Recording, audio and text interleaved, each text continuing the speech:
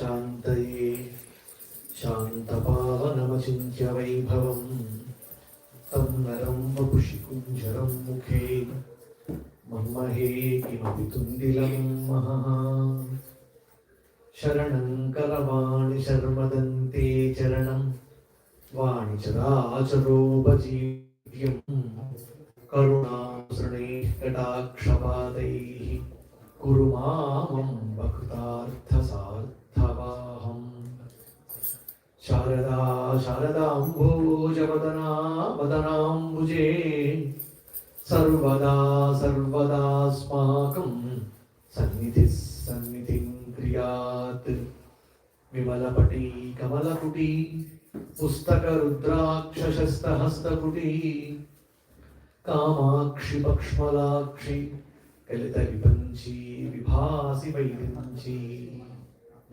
वागर्धाविव संवृत्तौ वागर्धप्रतिपत्तये जगतः पितरौ वन्दे पार्वती परमेश्वरौ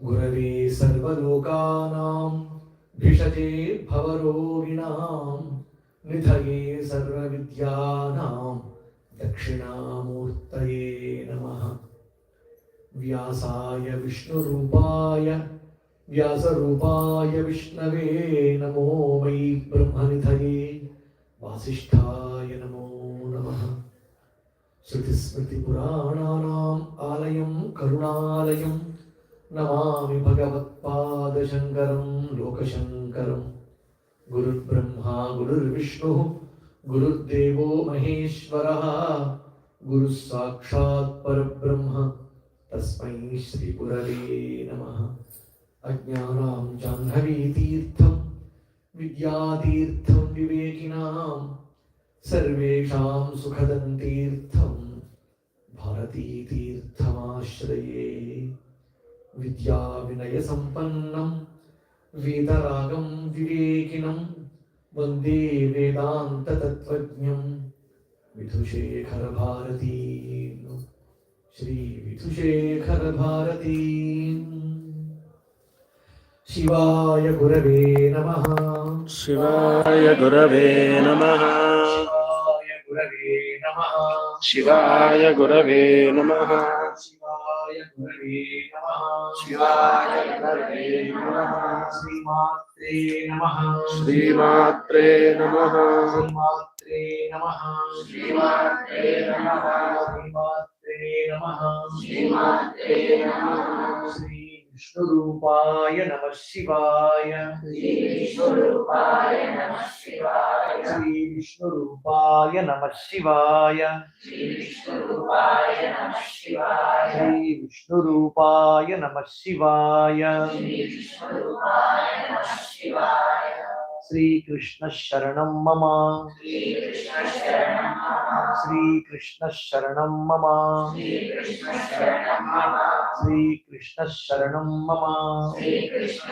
शरणं मम श्रीलक्ष्मीनारायणाभ्यां नमः श्रीलक्ष्मीनारायणाभ्यां नमः नमो महद्भ्यो ऋषिभ्यो गुरुभ्यो नमः లక్ష్మీమయమైన సభకు సరైన నమస్సు సమర్పణ చేస్తుంటూ జగద్గురుల అనుగ్రహ ఆశీస్సులతో భారతీయ తీర్థ మహాసన్నిధానం వారు అలాగే విధుశేఖర భారతీయ సన్నిధానం వారి ఆశీర్వనుగ్రహములు మనందరి మీద ఉండి 6 సంవత్సరాల తర్వాత మళ్ళీ రివైజ్లో ఇక్కడ కూర్చుని ఒక సూక్తాన్ని ఒక వేదోక్తమైనటువంటి అద్భుతమైనటువంటి సూక్తాన్ని మనం ఇక్కడ చెప్పుకోబోతూ ఉన్నాం. ఇది సామాన్యమైనది కాదు, మహామహిమాన్వితమైనది. మంత్రం, పైగా మంత్రం అనేసరికి కొన్ని నియమాలు ఉంటాయి. కృష్ణశాస్త్రి గారు శ్రీ సూక్తం చెప్పమనడం నాకు 6 సంవత్సరాల క్రితం చెప్పాను గుర్తుంది, కానీ ఏం చెప్పానో గుర్తులేదు నిజానికి. అక్కడ లక్ష్మీ సంబంధిత శ్రీ సూక్తమా లేకపోతే ఆల్మాయా బిల్డింగ్ లో అనుకుంటా, అక్కడ అబుదాబిలో. అయితే అక్కడ చెప్పింది ఏంటనేది గుర్తులేదు. ఆయన గుర్తుంచుకుని మళ్ళీ అదే చెప్పమని అడగడం, 6 ఏళ్ల తర్వాత మళ్ళా దాన్ని గుర్తు తెచ్చుకుని ఉండడం గొప్ప విషయం. కనకధారా స్తోత్రమా అదా అని అప్పుడు నిర్ణయం కాలేదు, మొత్తానికి ఏదో ఒకటి జరిగింది. మళ్ళీ దాన్ని గుర్తుంచుకుని ఇప్పుడు మళ్ళా శ్రీ సూక్తం చెప్పమనడం చాలా సంతోషం. ఇది ఎన్నిసార్లు విన్నా దీని అర్థాన్ని మనం గ్రహించాల్సింది చాలా విశేషాలు ఉన్నాయి దీంట్లో. మనం ఏమేం పొందాలి, ఏమేం పోగొట్టుకోవాలి అనే విశేషాలని మంత్రాల్లో నిక్షిప్తం చేసినటువంటి గొప్ప సూక్తం ఇది. పైగా శ్రీ సూక్తం అనగానే గుర్తొస్తుంది, శ్రీ అనగానే గుర్తొచ్చేది అందరికీ ఏంటమ్మా? లక్ష్మీదేవి. శ్రీ అంటేనే లక్ష్మి కదా. శ్రీ అనగానే లక్ష్మీదేవి గుర్తొస్తుంది. శ్రీ అంటే శక్తి. లక్ష్మీ అండలో ఆ లక్ష్మీదేవికి ప్రత్యేకంగా పేరు శ్రీ అని, అందులో సందేహం లేదు. కానీ శ్రీ అంటే సర్వచైతన్య శక్తి అని అర్థం. శ్రీ అంటే ఏంటి? సర్వచైతన్య శక్తి. అది అమ్మగా, కాళిగా, లక్ష్మిగా, సరస్వతిగా అన్ని శక్తులు అవన్నీ శ్రీలే. అవన్నీ ఏంటి? మన ఒంట్లో అంతా శ్రీయే ఉంది. శ్రీ లేకపోతే శోభ లేదండి. శ్రీయే లేకపోతే లక్ష్మీదేవి, కరెన్సీ నోటు, కరెన్సీ, డబ్బులు, చిల్లర ఇవి శ్రీ కాదు. కాదని కాదు, అసలైన శ్రీ మనలో ఉంది. ఎలా ఉందన్నది శ్రీ సూక్తం విన్నాక 15 రుక్కులు విన్నాక మీకే అర్థమవుతుంది. లోపల ఉందో బయట ఉందో. అంతా లోపల ఉందనుకుంటున్నాం, బయట ఉందనుకుంటున్నావా? లక్ష్మి లోపల ఉంది. లోపల ఉంది ఎలా ఉందో తెలియదు మనందరికీ. ఇప్పుడు అది తెలుసుకునే ప్రయత్నం చేద్దాం. లక్ష్మి అంటే ఏంటి అందరి దృష్టిలోనూ? అటు ఇటు 2 ఏనుగులు ఉంటాయి, నీళ్లు జల్లుతూ ఉంటాయి, మధ్యలో పద్మంలో కూర్చుని ఉంటుంది. ఆవిడే కదా లక్ష్మి అంటే. ఇంకా బాగా ఆలోచిస్తే లక్ష్మి అంటే కరెన్సీ నోటు, గాంధీ బొమ్మ మన ఇండియాలో అయితే. ఇక్కడైతే వేరే అనుకోండి. లేదా బంగారం, సువర్ణం కూడా లక్ష్మీ స్వరూపంగానే చెప్తాం. ఇవే మనకు దృష్టిలో. లక్ష్మి అంటే అసలు లక్ష్మి ఏం చెప్పింది శ్రీ సూక్తం? అవన్నీ ఇప్పుడు మనం పరిశీలించే ప్రయత్నం చేద్దాం. ఇంకో విశేషమైన అంశం ఏంటంటే, శ్రీ అనగానే అనేకమైన విషయాలు ఉన్నాయి శ్రీ మీద. శ్రీ సూక్తం ఒకటే కాదు, శ్రీ విద్య, అమ్మవారికి సంబంధించిన జ్ఞానం అంతా. విద్య అంటే జ్ఞానం అని అర్థం. అమ్మవారికి సంబంధించిన విధానం అంతా కూడా, విద్య అంతా కూడా శ్రీ విద్య సాంప్రదాయంలో చెప్పబడుతోంది. అంతేకాదు, శ్రీ విద్యలోనే అనేక మర్మాలు ఉన్నాయి. శ్రీ యంత్రం ఉంది, శ్రీ చక్రం, దాన్ని శ్రీ యంత్రం అంటాం. శ్రీ యంత్రం ఉంది, శ్రీ సూక్తం ఉంది, శ్రీ విద్య ఉంది. ఇందులో అన్నింటిలోనూ శ్రీ గురించే చెప్పబడింది. యంత్రంలో శ్రీకి సంబంధించిన విషయాలు ఉంటాయి, సూక్తంలో శ్రీకి సంబంధించిన విషయాలు ఉంటాయి. అలాగే ఇంకొకటి ఏంటి? శ్రీ సూక్తం, శ్రీ యంత్రం, శ్రీ విద్య. విద్య అంటే పరిపూర్ణమైన అమ్మ గురించి అవగాహన, విశేషమైన వివరాలన్నీ శ్రీ విద్యలో ఉన్నాయి. ఇప్పుడు శ్రీ విద్య అంటే అది గురువు దగ్గర నుంచి గ్రహించి తీసుకుని అర్చించాల్సింది, జపించాల్సిన మంత్రాలన్నీ దాంట్లో విశేషం చాలా ఎక్కువ ఉంటాయి. ఆ విద్య గురించి మనం ఇప్పుడు చెప్పుకునే సమయం లేదు, తీరిక కాదు. ఇక శ్రీ చక్రం గురించి శ్రీ విద్యకి సంబంధం ఉంది. ఆ రెండు ఒకటే. శ్రీ చక్రం పరిపూర్ణమైనటువంటి రూపమైతే, శ్రీ విద్య అంతా అమ్మ గురించి సంబంధించిన వివరణ. ఏ యంత్రమైతే 9 ఆవరణలతో కూడుకున్న యంత్రం ఉందో దానికి సంబంధించిన విద్యయే శ్రీ విద్య. ఇంకా చెప్పాలంటే శ్రీ విద్య అంటే పార్వతీ పరమేశ్వరుల విద్య. శ్రీ అనగానే ఒక లక్ష్మీదేవి అమ్మవారు మాత్రమే కాదు, స్త్రీలో పురుషుడు కూడా ఉన్నాడు. శ్రీ అనగా శ్రీచక్రం మీద శ్రీ బైందవాసన అంటే అమ్మవారిని. శ్రీచక్రం చూశారు కదా ఎప్పుడైనా? చూడలేదా? చూస్తూనే ఉంటుంది. శ్రీచక్రం, స్త్రీలకి శ్రీచక్రం తెలియకపోవడం అనే పరిస్థితి ఉంటుంది, ఖచ్చితంగా తెలుస్తుంది. ఆ శ్రీచక్రం మీద 9 ఆవరణలు, త్రైలోక్య మోహన చక్రం మొదలుగా 4 ద్వారాలు ఉండే ఒక ఆవరణ ఉంటుంది. పైకి మొత్తం వచ్చేసరికి ఒక బిందువు మాత్రం మిగులుతుంది. ఆ బిందువు అక్కడ పార్వతీ పరమేశ్వరులు ఇద్దరు ఉంటారు. బైందవాసన అయినటువంటి అమ్మవారి బిందువు మీద ఆసనంగా ఉన్నప్పటికీ పార్వతీ పరమేశ్వరులతో కలిసి శ్రీవా శివశక్తి ఐక్య రూపిణి శ్రీ లలితాంబిక అని కదా లలితా సహస్రనామ స్తోత్రం. శివశక్తి ఐక్య రూపిణి అంటే శివశక్తులు కలిసి ఒకే చోట కాదు, ఒకటైపోయి ఉన్నారు. దాన్ని చెప్తారు అవిభాజ్యం అంటాం. పక్కన ఉండడం కాదు, శివుడు శక్తి కలిసి ఉన్నారు. వాళ్ళని మనం విడదీసి పక్కన కూర్చోబెట్టడం కూడా కాదు. పూజించేటప్పుడు పక్కన సమేత అంటాం, పూజల్లో చెప్పేటప్పుడు పార్వతీ సమేత లేకపోతే పలానా సమేత అంటాం. సమేత కాదు, ఇంకా ఒకటైపోయింది, ఇన్సెపరబుల్, అవిభాజ్య స్థితి. దాన్ని ఏమంటాం? అవిభాజ్య స్థితి. అలా ఉన్నారు వాళ్ళిద్దరు. ఎవరు? పార్వతీ పరమేశ్వరులు. ఆ బిందువు మీద పార్వతీ పరమేశ్వరుడు, దాన్నే సమయాచారం అంటారు. దాన్ని సమయాచార తత్పర అని మనం పూజ చేస్తూ ఉంటాం. సమయాచారం అంటే ఏమిటి? కేవలం అమ్మ కాదు, పార్వతీ పరమేశ్వరుడు కలిస్తేనే సమయాచారం అవుతుంది. అదే శ్రేష్టం అని చెప్పబడుతుంది. ఆ విద్యనంతటినీ గురించి చెప్పింది శ్రీ విద్య. అది యంత్రంగా వస్తే శ్రీ యంత్రం. ఇంకా మిగిలింది 3వది శ్రీ సూక్తం. సూక్తం అంటే ఏంటి? సమగ్రంగా అర్థం తెలుసుకోవాలి. శ్రీ అంటే ఏంటో మనం ఒక అర్థం తెలుసుకున్నాం. ఇంకా విశేషంగా సూక్తంలోకి వెళ్ళాక తెలుసుకుందాం. సూక్తం అంటే ఏంటి అసలు? వేదాల్లో ఉన్నవన్నీ సూక్తాలుగా ఉన్నాయి.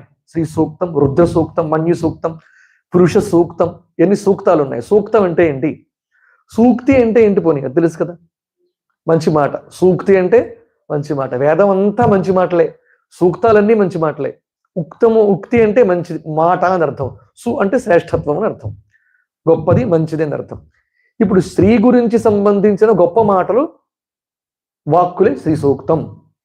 అర్థమైంది కదా శ్రీ సూక్తం అంటే ఏంటో. ఇప్పుడు శ్రీ సూక్తంలోకి ప్రవేశించే ముందు ఇది ఒక వేద మంత్రం. నీ ఎలా పడితే అలా చదవకూడదు, ఎలా పడితే అలా వినకూడదు. ముందు పవిత్రులమై వినాలి. అంతేకాదు ఇది గురువు దగ్గర అభ్యసించి చెప్పాల్సిన మంత్ర విశేషం. ఈ మంత్రం ఎక్కడిది అంటే ఋగ్వేదంలో ఉందండి. శ్రీ సూక్తం ఎక్కడుంది? ఋగ్వేదంలో ఉంది. అధర్వణ వేదంలో కూడా చెప్పబడింది. దీన్ని కిలకాండం అని అంటారు. కిలకాండం అంటే వేదంలో యజ్ఞయాగాది క్రతువులు చేయడానికి సంబంధించినటువంటి మంత్రములు ఏ క్రియకి ఆ మంత్రం పెట్టేగా మిగిలిన దాన్ని కిలకాండం అని పిలుస్తారు. అంటే ఎందుకు పనికిరాదని అర్థం కాదు. మిగిలిన క్రియల్లో కర్మల్లో కర్మకాండకి సంబంధించని ఇతరమైన భాగాన్ని కిలకాండం అని పేరు. అర్థమైంది కదా. అందులోది శ్రీ సూక్తం. అర్థమవుతోందా లేదా? అర్థమవుతుంది కదా. కిలకాండం అంటే వేదంలో యజ్ఞాలకి సంబంధించిన మంత్రాలని క్రియకి సంబంధించిన మంత్రం వినియోగం తీసేయగా మిగిలిన మంత్రాలు ఏమున్నాయో దాన్ని కిలకాండం అంటారు. అందులో శ్రీ సూక్తం చెప్పబడింది. అది ఋగ్వేదంలోనూ ఉంది మరియు అధర్వణ వేదంలో కూడా ఉంది. ఈ సూక్తంలో ప్రధానంగా ఉన్న 15 రుక్కులండి. రుక్కు అంటే ఋగ్వేదంలో చెప్పబడింది అన్నాం కదా. ఋగ్వేదం అంటే ఏంటి అసలు? రుక్కులు కలది ఋగ్వేదం. రుక్కు అంటే ఏంటి? రుక్కు అన్న, శ్లోకం అన్న, మంత్రం అన్న ఒకటే అర్థం. వాటి స్వరూపాలు మారచ్చు కానీ రుక్ అన్న, శ్లోకం అన్న, మంత్రం అన్న అర్థం ఒకటే. శ్లోకం వేరు, మంత్రం వేరు బయట తీస్తే. శ్లోకం అంటే అనుష్టుపు శుక్లాంబరధరం విష్ణు శశివర్ణం చతుర్భుజం శ్లోకం. గణానాన్వా గణపతి గుహపామే మంత్రం. కానీ అర్థం ఒకటే. అది స్తుతి చేసేది, ఇది స్తుతి చేసేదే, కీర్తించేది, పొగిడేదే. కానీ అసలు దానికి స్వరాలు ఉంటే దీనికి స్వరం ఉండదు. అర్థమవుతుంది కదా. ఈ 15 రుక్కులది శ్రియః పంచదశర్చంచ శ్రీకామ సతతం జపేత్ అని లక్ష్మిని కోరుకునేవాళ్ళు 15 రుక్కుల్ని ఎల్లప్పుడూ జపించాలి అని చెప్పారు. రుక్కులు అన్నారు. రుక్కులు కలిసి ఋగ్వేదం అని చెప్పుకున్నాం కదా. రుక్ అంటే ఏంటంటే రుచ్యతే స్తూయతే యయా సా రుక్. దాని అర్థం ఏంటి? ఋగ్వేదానికి డెఫినేషన్ ఏంటంటే రుచ్యతే స్తూయతే యయా సా రుక్. స్తుతించేది, స్తోత్రము చేసేది ఏదైతే మంత్రం ఉంటుందో దానికి రుక్ అని పేరు. అదే అర్థం శ్లోకానికి అన్వయం అవుతుంది. అదే అర్థం మంత్రానికి అన్వయం అవుతుంది. ఇంకా చెప్తే మననం చేయడం వల్ల రక్షించేది మంత్రం, స్తోత్రము చేయడం వల్ల రక్షించేది శ్లోకం. రుచ్యతే అంటే ఇది కూడా రుచ్యతే స్తూయతే, స్తుతి చేయబడేది కనుక స్తోత్రం, రుక్ అనర్థం. అంటే రుక్కులు గలది ఋగ్వేదం. ఆ స్తోత్రము చేయబడింది కనుక ఇది రుక్ అనబడుతోంది. అనేక రుక్కులు ఎంత ఉన్నాయి దీంట్లో? 15 ఉన్నాయి. ఈ 15 కలిపి ఒక మంత్రం అండి. ఇప్పుడు చాలా విశేషాలు ఉన్నాయి. మంత్రశాస్త్రం శ్రీ సూక్తాన్ని విశేషంగా చెప్పింది. ఈ 15 రుక్కులు కలిపి ఒక మంత్రం. అలా కట్ట ఒక్కొక్క రుక్కు ఒక్కొక్క మంత్రం అంటే మళ్ళా కొంతమంది 15 రుక్కులు కలిపి పఠిస్తారు. అదొక మాలా మంత్రం కింద ప్రయోగిస్తారు. అది కాకుండా కొన్ని కామ్యాలకి అంటే కొన్ని సిద్ధింప చేసుకోవడం కోసమని కొన్ని రుక్కులు దీంట్లో అవి విశేషంగా అద్భుతమైన ఫలితాన్ని ఇచ్చే ఉన్నాయి. ఆ ఒక్క రుక్కు జపిస్తే అనేక మార్లు సంఖ్యాపరంగా విశేషమైన సిద్ధి కలుగుతుంది. అంత అర్థాలు ఉన్నాయి దీంట్లో. అవన్నీ ఒకవైపు అయితే ఈ 15 రుక్కుల అర్థం తెలుసుకుంటే మరింత ఆనందంగా ఉంటుంది. ఇప్పుడు మనం శ్రీ సూక్తం అంటే ఏంటి, శ్రీ అంటే ఏంటి, సూక్తం అంటే ఏంటి, ఏ వేదంలో చెప్పబడింది, దీనికి మొత్తం ఎన్ని రుక్కులు ఉన్నాయనే సమగ్రమైన అవగాహన కోసం మనం పరిచయాన్ని చేసుకున్నాం. ఇప్పుడు సూక్తంలోకి ప్రవేశిస్తూ ఉన్నాం. ఇది మంత్రం నిజంగా. కానీ మంత్రం చెప్పేటప్పుడు స్వరంగా చెప్పాలి. అర్థం చెప్పేటప్పుడు స్వరయుక్తంగా చెప్పకపోయినా పర్వాలేదనేటువంటి యాజ్ఞవల్క్యాది స్మృతుల ఆధారంగా ఇప్పుడు స్వరాన్ని ఉచ్చరించడం లేదు. ఎందుచేతంటే స్వరం చెప్పేటప్పుడు, పూజ చేసేటప్పుడు అప్పుడు స్వరం చెప్పాలి. ఇప్పుడు అర్థం చెప్పుకుంటూ ఉన్నాం కనుక ఇప్పుడు స్వర అవసరం లేదు కనుక దాన్ని పక్కన పెట్టి కేవలం ఉదాత్త స్వరంతో మంత్రాన్ని చెప్పుకుందాం. హిరణ్యవర్ణాం అని ప్రారంభమవుతుంది. శ్లోకం ఎలా, స్తోత్రం ఎలా, సూక్తం ఎలా ప్రారంభమవుతుంది? హిరణ్యవర్ణాం. వినండి చాలా జాగ్రత్తగా. ఇక్కడ నుంచి జాగ్రత్తగా వినాల్సిన విషయాలు. ఇప్పటిదాకా వద్దని కాదు, ఇక్కడ దాకా వినవి జాగ్రత్తగానే వినాలి. ఇకపై కూడా అంతకన్నా జాగ్రత్తగా వినాలి. హిరణ్యవర్ణాం, అమ్మవారిని మొట్టమొదటి చెప్పింది హిరణ్యవర్ణాం. హరిణీం సువర్ణ రజత స్రజాం చంద్రాం హిరణ్మయీం లక్ష్మీం జాతవేదో ఆవహ.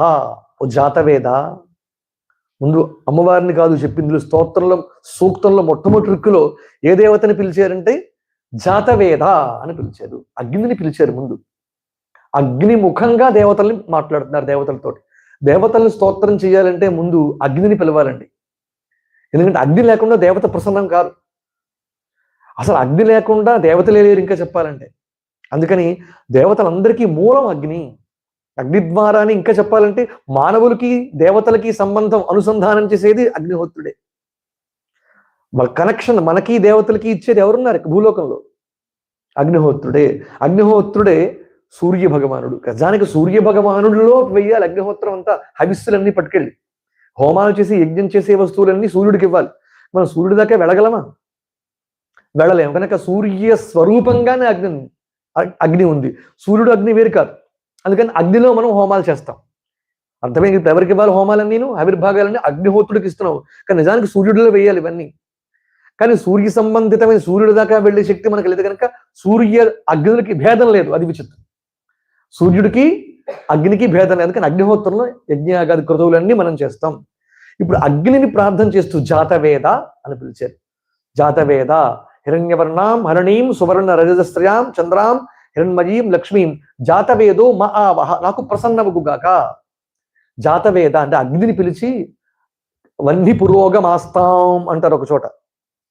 దేవతలంతా కలిసి వెళుతూ అమ్మవారి దగ్గరికి వహ్ని పురోగమాస్తాం శక్ర అందులోది వహ్ని పురోగమ దేవ్యాహతే తత్ర మహాసురేంద్రే సేంద్రాసురాహ వహ్ని పురోగమాస్తాం అంటారు. అగ్నికి సంబంధించిందే. అసలు లక్ష్మి కావాలంటే అగ్నిని పట్టుకోవాలని ముందు.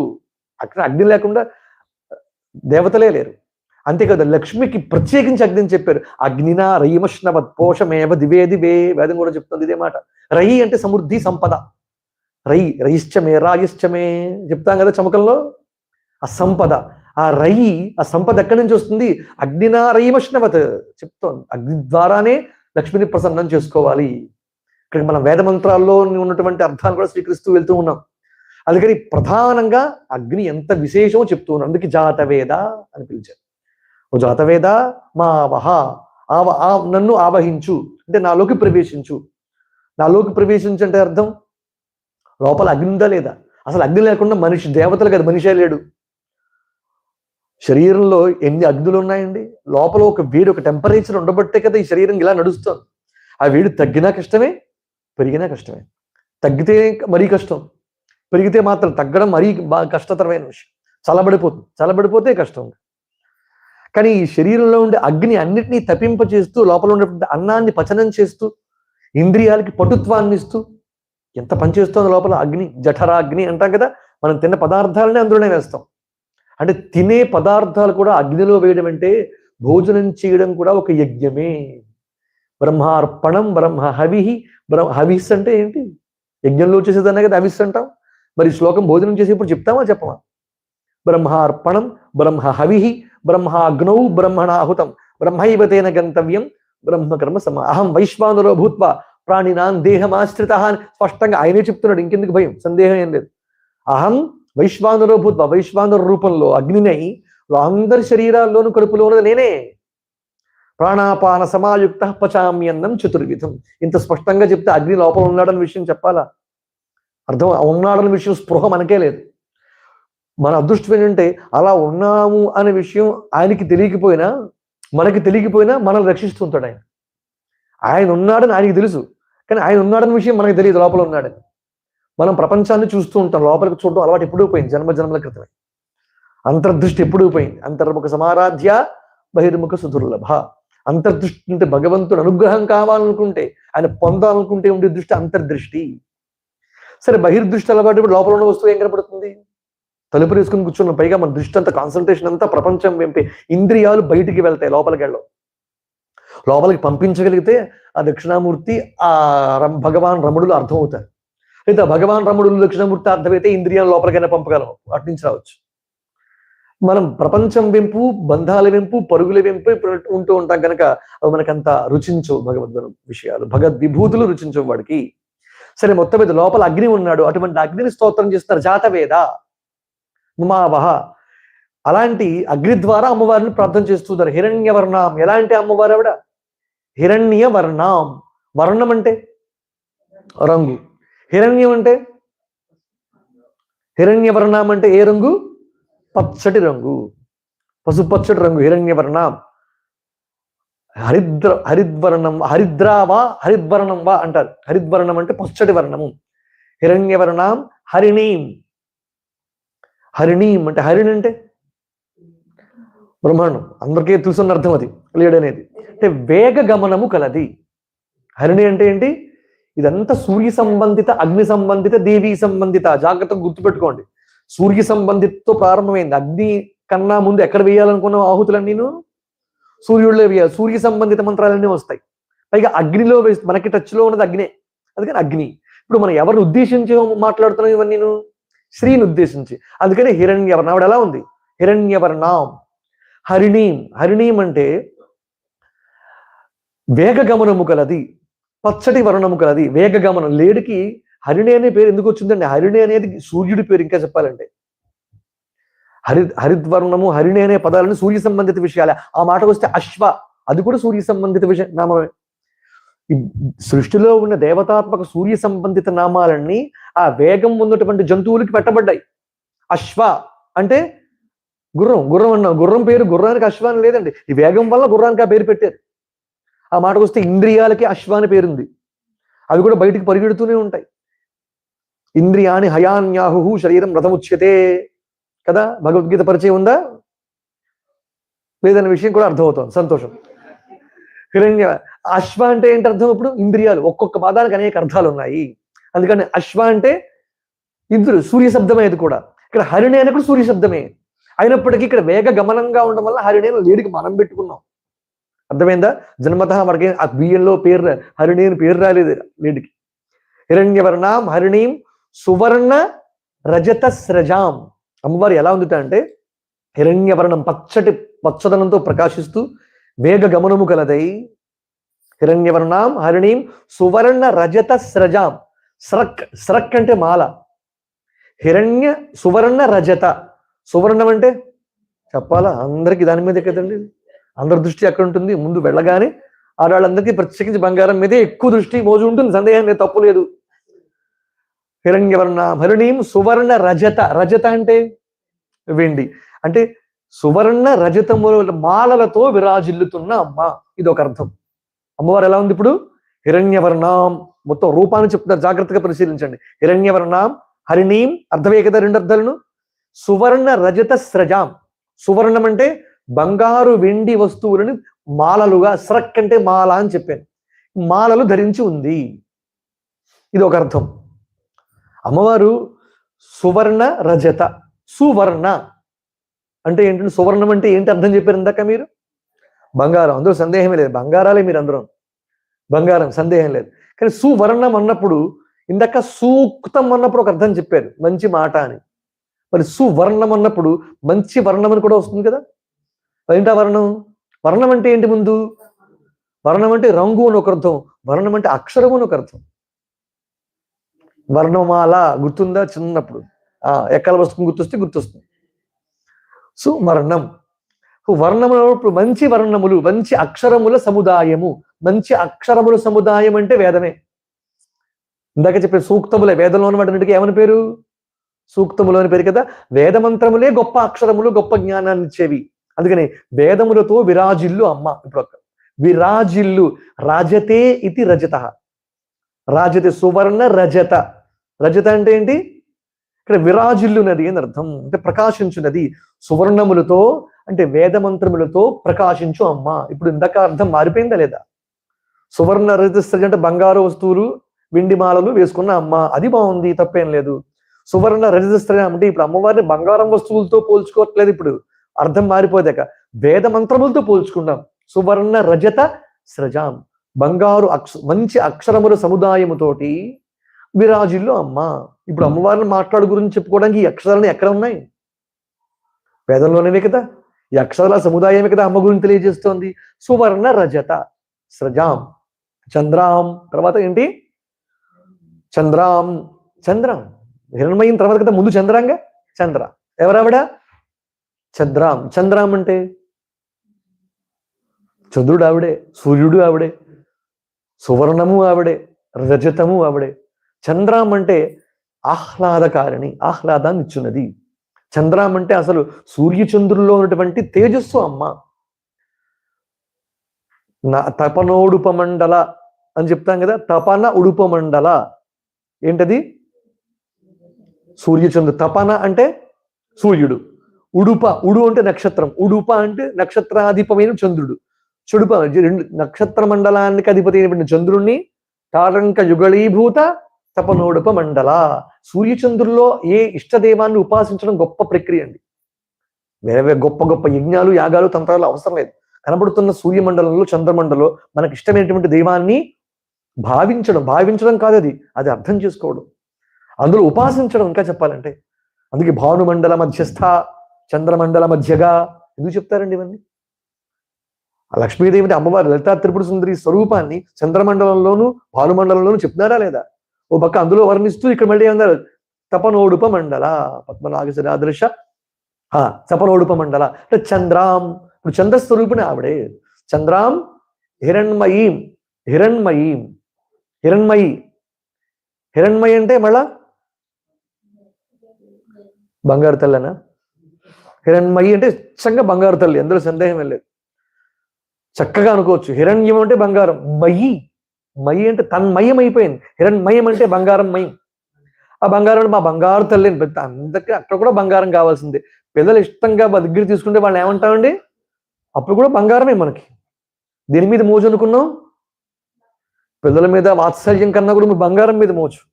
అంటే బంగారంతోనే పోల్చుకుని వాళ్ళని కూడా దగ్గర తీసుకోవడం జరుగుతుంది. అంటే బంగారం అంటే ఎంత మోజు ఇప్పుడు అర్థమవుతుంది అందరికీ. సరే, హిరణ్మయి అంటే అర్థం అదొకటి. హితము రమ్యము ఏది చేస్తుందో అది హిరణ్మయం. అర్థమైంది కదా? హితము రమ్యము. హితము అంటే మేలు చేసేది, రమ్యం అంటే బాగుండేది. మేలు చేసేవన్నీ బాగోవు, బాగున్నవన్నీ మేలు చెయ్యవు. ఉదాహరణకి జ్వరం వచ్చింది, టాబ్లెట్ ఇచ్చారు, అది హితం కానీ బాగుంటుందా? రమ్యంగా ఉంటుంది. అంత ఎంత బాగుందో అని మాత్ర ఆనందంగా చాలా బాగుంది సిరప్ అంత అవుతామా? చెడుగా ఉంటుంది, కానీ హితం అది. కానీ రమ్యంగా ఉండి కొన్ని ఉంటాయి, అవి హితం కావు. అవి ఉంటే నేను చెప్పక్కర్లేదు, మీకు తెలుసు. సిరప్ ఎలా ఉంటుందో సరే, కానీ రమ్యంగా ఉంటాయనుకునేవి కొన్ని ఉన్నాయి, కానీ అవి హితాన్ని చేకూర్చవు. హితము రమ్యము ఇచ్చిన అమ్మ కొత్త. చాలా అరుదైన విషయాలు ఇవి, జాగ్రత్తగా పరిశీలించండి. హిరణ్యంకి అర్థం మారిపోయింది ఇప్పుడు. మళ్ళా హిరణ్యమే నిరుక్త శాస్త్రం ప్రకారం హిరణ్యం అవుతుంది. చంద్రాం హిరణ్మయీం, హిరణ్మయీం. ఇది బంగారంలా కాదు, బంగారు మయం అమ్మ అని ఒక అర్థం.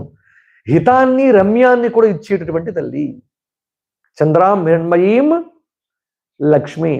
లక్ష్మి ఇప్పుడు వచ్చింది, లక్ష్మీదేవి అసలు టైటిల్ వచ్చింది. శ్రీ సూక్తంకి లక్ష్మికి కదా మూలం.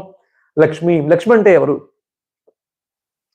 లక్షణవతి లక్ష్మి అని చెప్పారు. లక్షణవతి లక్ష్మి. లక్షణవతి అంటే నీళ్లు ఉన్నాయి, నీటి లక్షణం ఏంటి? దాహాన్ని తీర్చడం. అగ్ని లక్షణం ఏంటి? మండడం, జ్వలన శక్తి. ఇలా ప్రతిదానికి ఒక లక్షణం ఉంది కదా.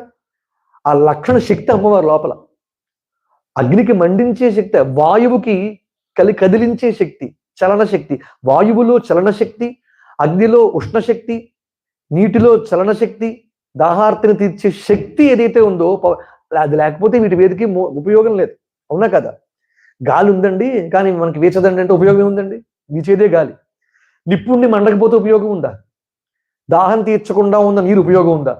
ఎత్త సముద్ర నీరు ఉంటే మాత్రం ఉపయోగం ఉందండి? ఒక్క చుక్కు కూడా దాహార్తిని తీర్చదు. కానీ ఇక్కడ ఏంటంటే మళ్ళీ అలా అనుకోవడం లేదు. ఈ నీరే పైకి వెళ్ళి మళ్ళీ సముద్రం నుంచి పైకి తీసుకొని ఆయన తాగే నీటిగా కురిపిస్తూ ఉన్నాడు. పంటలు పండడానికి ఇవన్నీ ఆధారం.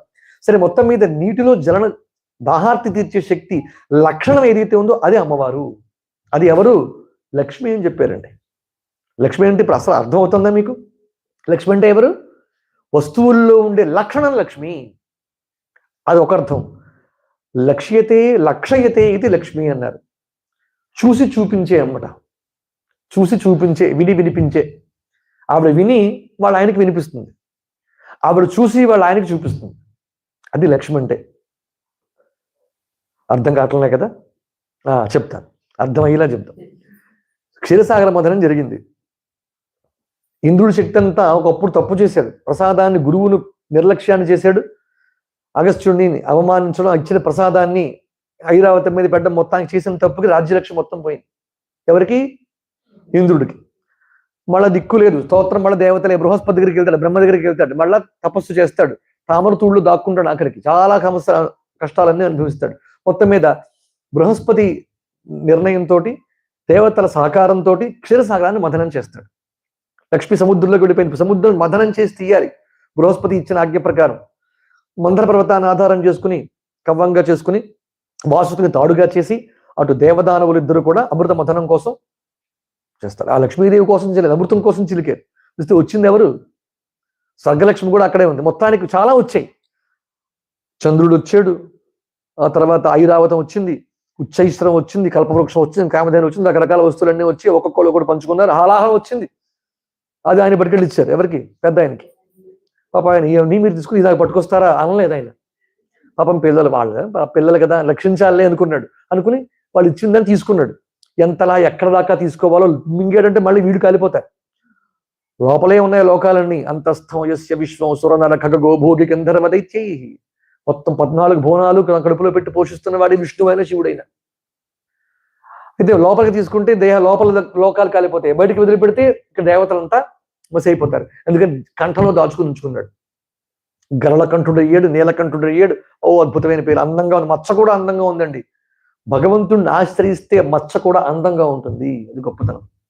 విషం కూడా మచ్చ అయిపోయింది, మచ్చ కూడా అందంగానే ఉంది. అదొక నామం అయిపోయింది ఆయనకి, నీలకంఠేశ్వర. ఆ నీలకంఠం కూడా అటువంటిది.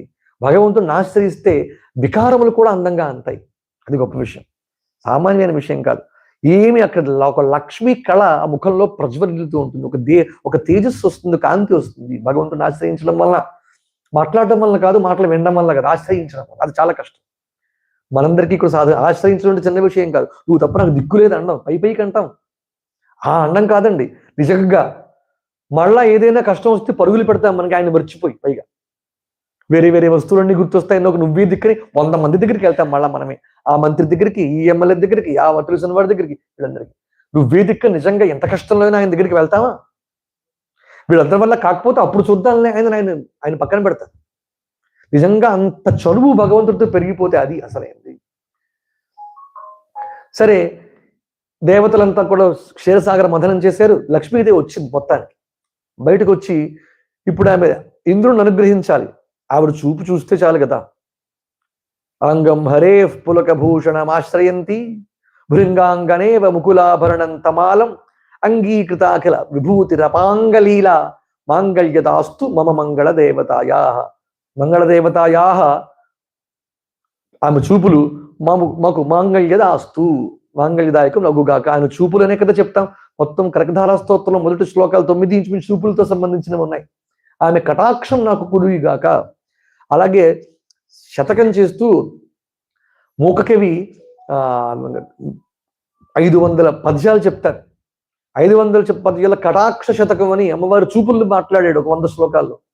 అలాగే ఆర్యా శతకం, అలా కటాక్ష శతకం, పాదార విద్ద శతకం, ఇలా స్తుతి శతకం, ఇలా మొత్తం 500 శ్లోకాలు. అందులో చూపుకి సంబంధించి 100 పద్యాలు చెప్పారండి ఆ 100 శ్లోకాలు. అందుకని ఆవిడ చూపు పడాలని దేవతలంతా ఎదురు చూస్తారు, కానీ ఎవ్వరిని చూడలేదు. ఆవిడ క్షీరసాగర్ నుంచి పుట్టింది. ఆవిడ ఎవ్వరిని, ఇంద్రుడిని కూడా చూడలేదు. చూసుకుని వెతుక్కుంటుంది ఎక్కడున్నాడో ఆవిడకి కావలసిన వాళ్ళు ఎక్కడ ఉంటుందో వెతుక్కుంటుంది ఆవిడ. సిరి ఆవిడ. ఎవరు కావాలి ఆవిడకి? హరి కావాలి. అంతే కదా. ఆవిడ వచ్చింది ఎవరు? ఏ జన్మలో అయినా ఆయనే భర్త. రాఘవత్తే భవత్ సీత. రాఘవుడుగా వస్తే సీత, సీతగా వస్తే అలా రుక్మిణిగా వస్తే కృష్ణుడు. ఇలా ఏ రూపంతో ఉన్నా సరే తన భర్తనే స్వీకరిస్తుంది.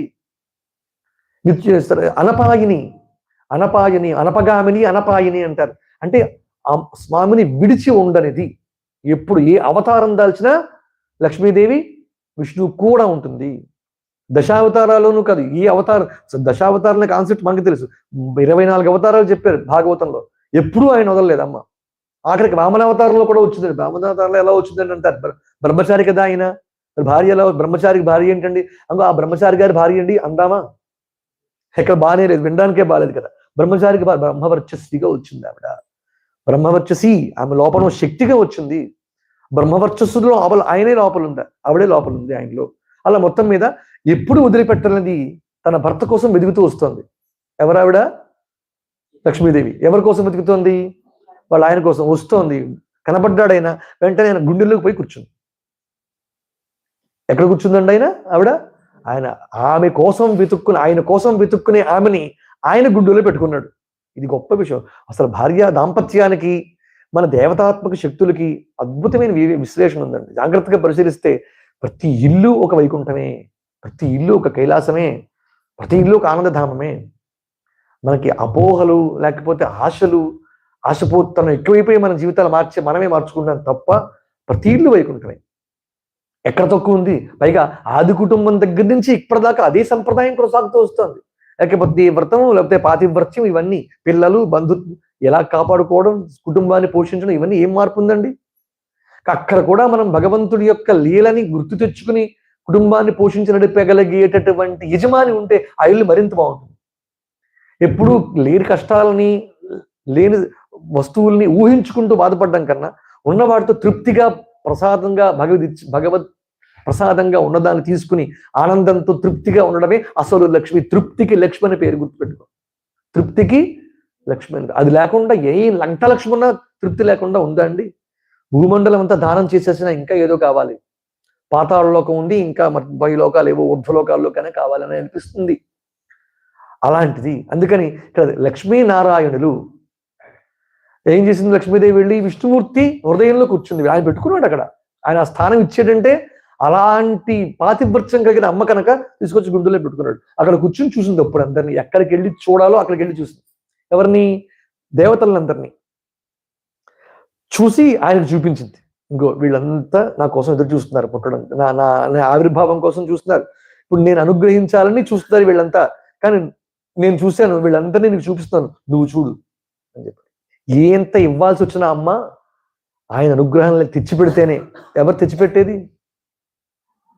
అంతే కదా. తండ్రి తెచ్చిపెడితేనే తల్లి ఎంత దానం, ఎంత అన్నం పెట్టినా, ఏం వండి పెట్టినా పిల్లలకి ఎవరిది ఆస్తి అంతా? తండ్రి సంపాదన. అలా అని పట్టుకొచ్చి ఆయన ఇవ్వడు. ఆకలి తీర్చేది అమ్మే, సందేహం లేదు దాంట్లో. కానీ తండ్రిని అడగకుండా పెడుతుందా? తండ్రి తేకుండా పెడుతుందా? తండ్రి ఆజ్ఞ లేకుండా ఏమి చేయకూడదు. కానీ భర్త అనుమతి తీసుకోవాలి. అందుకే తాను చూసి చూపించి చూసేది. లక్ష్మి అంటే లక్ష్యతే లక్ష్యతే, అది అర్థం అనమాట. అందుకోసం చెప్పాల్సి వచ్చింది. తన భర్త అయినటువంటి విష్ణువుకి చూసి చూపించేది. తాను చూసి పిల్లలందరినీ నాకు చూపించి వీళ్ళందరినీ రక్షించండి అని. అప్పుడు మనం ఆయన రక్షిస్తాడు. అంగం అంగం హరే. మొట్టమొదటి లక్ష్మిని ప్రార్థించలేదు కనకధారా స్తోత్రంలో. ఎవరని చెప్పారండి? హరి.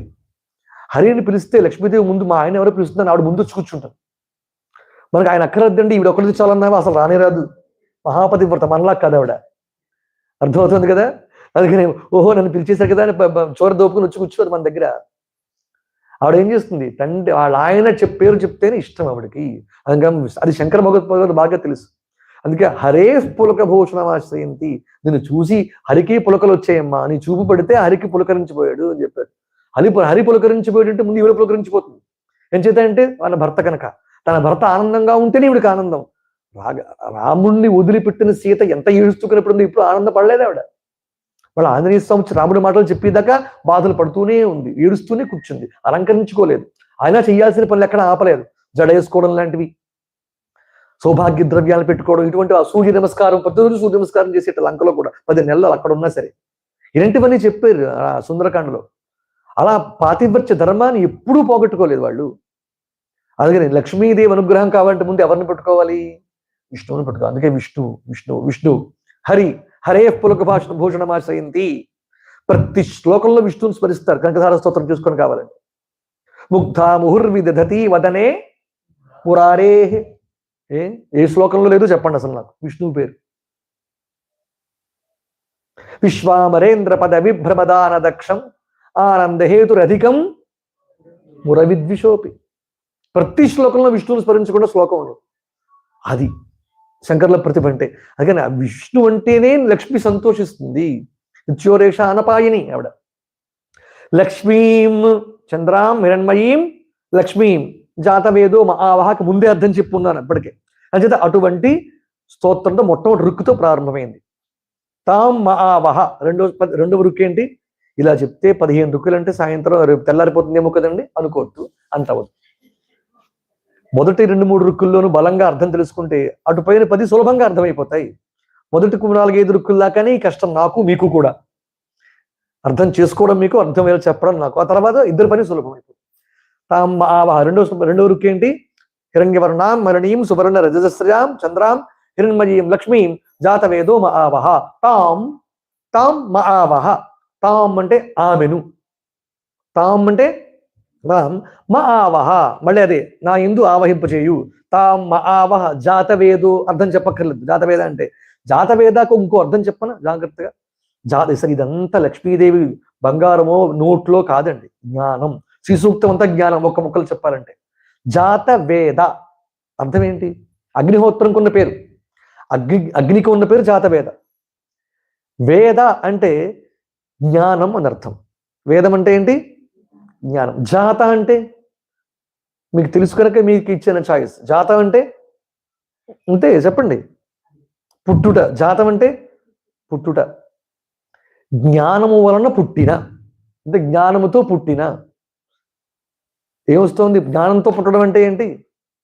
బాగా ఆలోచించండి. ఇప్పటిదాకా ఒక నాలెడ్జ్ లేదు మనకి. ఒక కూర ఎలా చేయాలో తెలియదు. ఇప్పుడు తెలిసింది. తెలిసిన తర్వాత కూర చేయడం వచ్చినప్పుడు కూర తయారు చేయగలం కదా. భగవద్ అనుభూతి లేదు మనకి. ఇప్పుడు గురువు వలనో ఎవరి వలనో అనుభూతి తెలిగింది, జ్ఞానం వచ్చింది. అప్పటిదాకా భగవంతుడు అంటే ఏంటో కూడా, శ్రీ సూక్తం అంటే ఏంటో తెలియదు, అయితే రుద్రం అంటే ఏంటో తెలియదు. మొత్తానికి తెలిసింది. ఇప్పుడు తెలిసిన తర్వాత భగవంతుడు అంటే ఏంటో తెలిసింది. వండ గెలిచిన కూరలా మీకు అర్థం అవ్వాలండి. అప్పుడు అంతకు ముందు రానిది ఇప్పుడు వచ్చింది. అంటే లేనిది వస్తే పుట్టడం అనే కదా అంటాం. అప్పటిదాకా లేని జ్ఞానాన్ని ఇప్పుడు పుట్టించేది జ్ఞానం. అది జాత వేద. గొప్ప అర్థము. అర్థం అవ్వదని నాకు తెలుసు. అర్థం అవ్వలేదంటే సంతోషిస్తాను. అంత కఠినమైంది కదా జాత శబ్దాలని. జాత వేద అంటే అర్థం, అది అసలు అర్థం. అంటే జ్ఞానాన్ని ఇచ్చే అమ్మా, జ్ఞానం. జాతవేద అంటేనే జ్ఞానం, అగ్ని అంటేనే జ్ఞానం. తాం మఆవహ జాతవేదో లక్ష్మీం అనపగామినీం, అపగమన రహిత.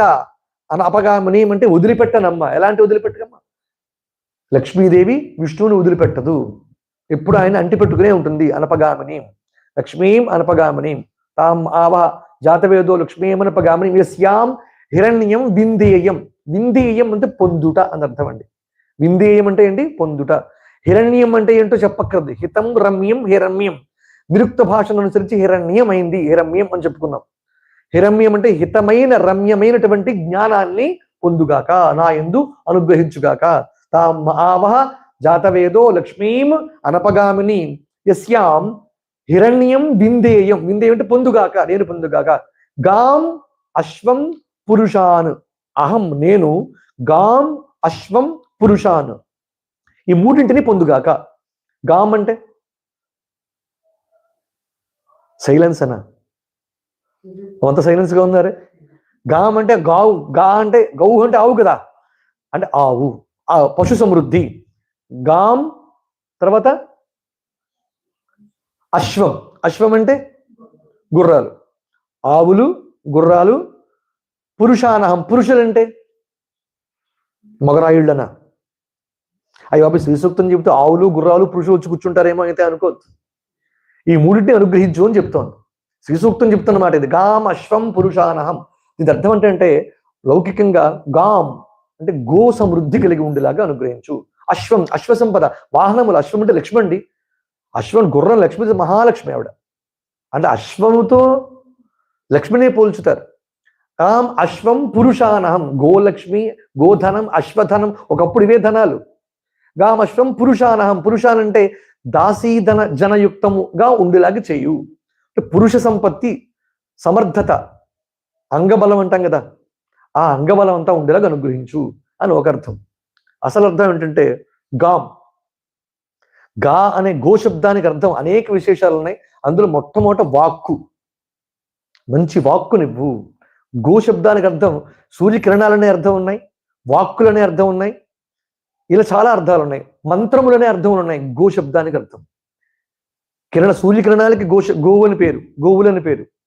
అలాగే మంత్రములకి గోవులని పేరు. ఇవన్నీ అనుగ్రహించు. మంచి కిరణములు, గోవులను అనుగ్రహించు. గాం అశ్వం. అశ్వం అంటే గోపుష్టి, అశ్వపుష్టి. అశ్వపుష్టి అంటే ఇందాక చెప్పాను గుర్తుంటే పొరపాటున. అశ్వం అంటే ఏంటనుకున్నాం? అశ్వం అంటే గుర్రం, వేగం కనుక గుర్రానికి ఆ పేరు వచ్చింది అనుకున్నాం. అశ్వం అంటే ఇంద్రియములు అని అర్థం చెప్పే ఇందాక, అవునా? ఇంద్రియముల యొక్క శక్తిని అనుగ్రహించు. లక్ష్మి ఎక్కడుంది ఇప్పుడు? వ్యాలెట్లోనా, అకౌంట్లోనా? ఒంట్లో ఉంది. ఎక్కడుందండి? అశ్వం. అశ్వశక్తి అంటే ఏంటి? ఇప్పుడు లోపల ఇంద్రియానికి పటుత్వం లేకపోతే, తినది అరక్కపోయినా, తినది అరక్కపోయినా అయిపోయింది లక్ష్మి. ఇంకేముంది? అర్థమవుతుంది కదా? మన కంటికి చూపు లక్ష్మి, ముక్కుకి వాసన లక్ష్మి. లక్షణం అని చెప్పాం కదా. ముక్కు లక్షణం ఏంటి? వాసన చూడు. కంటి లక్షణం ఏంటి? దృష్టి. నాలుకకి లక్షణం రుచి. చర్మానికి లక్షణం స్పర్శ. ఈ లక్షణమే లక్ష్మి. ఈ లక్షణమే లక్ష్మి అయినప్పుడు ఇంద్రియాల లోపల లక్ష్మి ఉందా లేదా? లోపల ఏంటి? బయట కూడా ఉంది. గట్టిగా మాట్లాడితే లోపల బయట కూడా ఉన్నది ఆవిడే. అంతర్బహిష్ట సర్వం వ్యాప్య నారాయణ స్థిత. అక్కడేంటి ఇక్కడేంటి అంతటా ఉన్నది ఆవిడే. ఆవిడేంటి? ఆవిడ ఆయన వేరు కాదని చెప్పుకున్నాం ఇందాకే, ఇన్సెపరబుల్ అని. ఆవిడ వేరు ఆయన వేరు కాదు కదా. అందుకని ఆవిడ ఆయన ఒకటే, లోపల బయట ఉన్నది ఆవిడే. అంటే ఇంద్రియాలన్నీ లక్ష్మీ స్వరూపంగా చెప్తోంది ఇక్కడ. అందుకని అశ్వం అంటే ఏంటి? ఇంద్రియములు పటుత్వంగా ఉంటుంది. అశ్వం. ఈ మధ్య చాలా బ్యాక్ పెయిన్ వస్తుందండి అంటున్నావా లేదా? ఈ మెడ నొప్పి వస్తున్నాయి, రకరకాల నొప్పులన్నీ వస్తాయి. ఇంద్రియాలన్నీ పటుత్వాన్ని కోల్పోతూ ఉన్నాయి. అంటే ఇంద్రియ సమృద్ధి, ఇంద్రియ పుష్టి, ఇంద్రియానికి బలం ఇచ్చేదమ్మా. పైగా ఇంటి నిగ్రహ శక్తి. ఇంకా బలం అంటే బలం అనే కాదు, ఇంద్రియానికి నిగ్రహ శక్తి అమ్మ. ఆ ఇంద్రియంలో దేవతాత్మక శక్తి ఉందని భావిస్తే అది ఇంకా నిగ్రహింపబడుతుంది. కామశ్వం పురుషానహం. పురుషాన్ అంటే అర్థం మనకి సమృద్ధితోటి పిలిస్తే పలికేవాడు ఒకడు ఉండాలి కదా. ఎన్ని మాట్లాడినా ఎంత పిలుస్తున్నా పలకట్లేదు అంటే వాడిని పట్టించుకునేవాడు ఎవడో లేడని అర్థం. పిలిస్తే పలికేవాడు ఉన్న పురుషత్వ లక్షణం.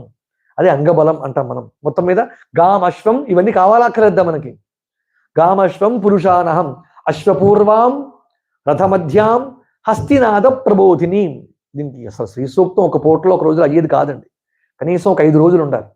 5 రోజులు చెప్పుకుంటూ చెప్తున్నాను, పరిగెడుతూ అశ్వపూర్వాం రథమధ్యాం హస్తినాద ప్రబోధిని. అమ్మవారి యొక్క ఫోర్స్, మెయిన్ ప్రొటెక్షన్ ఫోర్స్ ఎలా ఉందనేది చూపిస్తారు. అశ్వపూర్వ ముందు అశ్వశక్తి అంతా ఉంది, గుర్రములన్నీ ఉన్నాయి. మధ్యలో రథం ఉంది. అశ్వపూర్వాం రథ మధ్యాం హస్తినాద ప్రబోధిని. అటుపైన ఏనుగులు,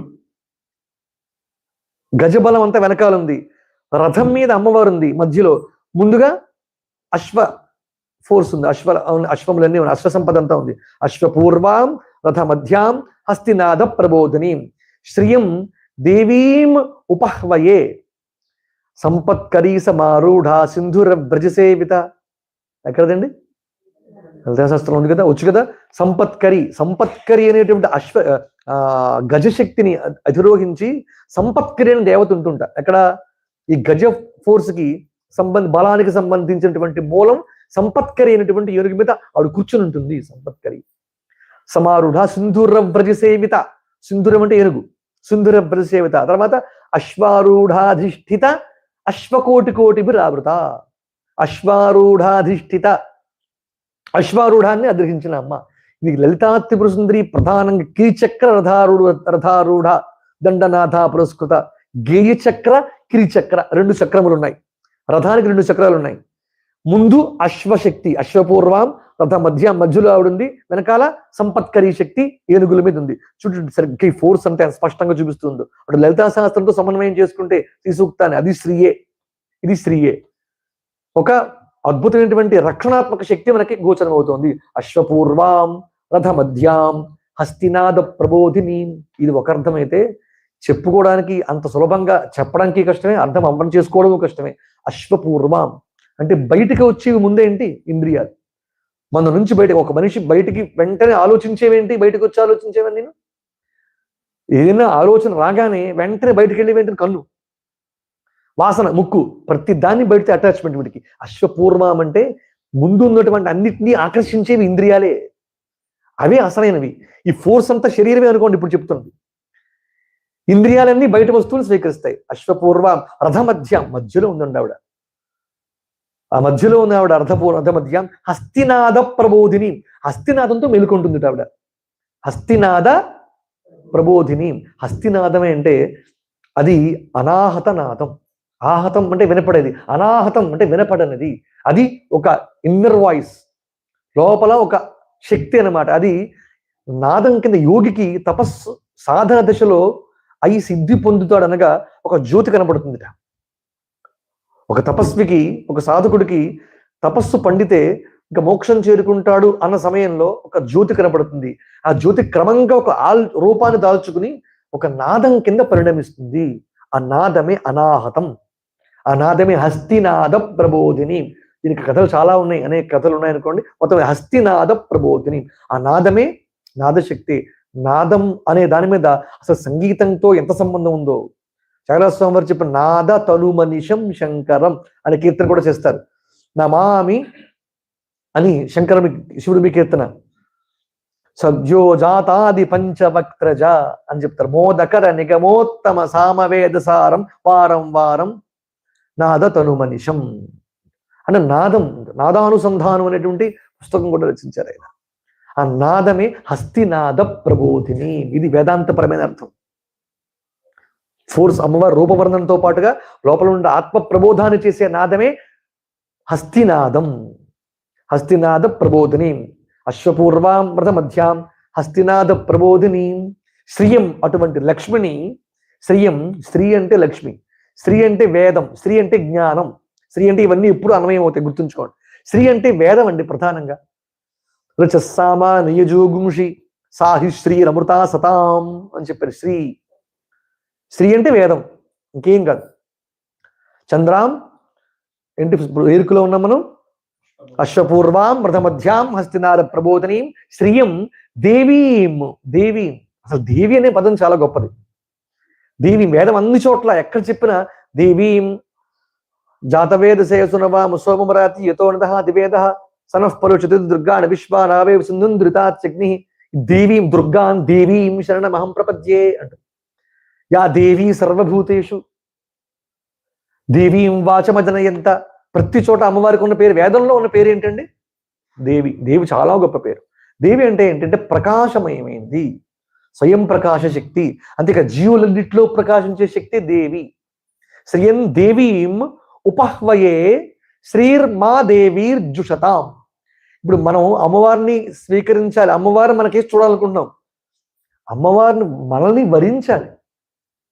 అమ్మవారు మనల్ని వరించాలనుకుంటే మనం ఆమెను చేరతాం తప్ప మనంతట మనంగా అమ్మవారిని దర్శించలేం. అందుకే శ్రీర్మాదేవి జుషతాం అంటే అర్థం అది, ఆవిడ అనుగ్రహించి మనల్ని రక్షించాలి. శ్రీర్మాదేవి జుషతాం కాం సోస్మితాం. కాం సోస్మితాం హిరణ్య ప్రాకారాం ఆర్ద్రాం జ్వలంతీం తృప్తాం తర్పయంతీం. అర్థం కావట్లేదు కదా ఏమిను? కాం సోస్మితాం. కాం, ఈ కామ్ కాదండి, బీ కామ్ కాదు. కామ్ అంటే ఏంటి? ఒకానొక ఆమె, ఒకతే, ఎవరో తెలియకపోతే ఒక ఆవిడండి అంటాం, అవునా కదా? ఒక ఆమె అక్కడ చూసారండి, ఆవిడ పేరు తెలియదు, ఊరు తెలియదు, ఆవిడ గురించి ఏం చెప్పలేం మనం. అప్పుడు ఏమంటాం? అయ్యో, అప్పుడు ఏమంటామమ్మా? ఒక ఆమె ఎవరో కదా, కామ్. ఆవిడ కామ్ అంటే అద్భుతమైన మాట. అంటే ఏంటో తెలియకపోతే చెప్పలేము ఆవిడ గురించి.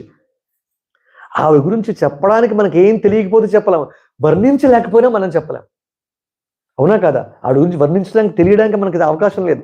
ఆవిడ వర్ణించేంత వొకాబులరీ మన దగ్గర లేదు, ఆవిడ వర్ణించేంత భాష మన దగ్గర లేదు, ఆవిడ వర్ణించేంత జ్ఞానం మన దగ్గర లేదు. ఒక ఆయన అంతే, ఒక ఆవిడ. ఆవిడెవరు? కామ్. ఒకానొకతే అంటే తత్పద లక్ష్యార్థ. తత్తే స్త్రీలింగంలోకి వస్తే తామ్, అర్థమైంది కదా? ఆవిడ ఒకానొకతే అన్నప్పుడు ఎవరో తెలియకపోతే కామ్. ఆవిడ తామ్ ఏమో ఎవతో, ఆవిడ కామ్. కా అంటే ఒకతే, అర్థమవుతుందమ్మా ఇప్పుడు? తామ్ అంటే పలానా స్పెసిఫిక్ గా ఒక ఆవిడ ఉందండి, ఆవిడ తామ్, ఆవిడ. కామ్ సోస్మి, సోస్మితాం.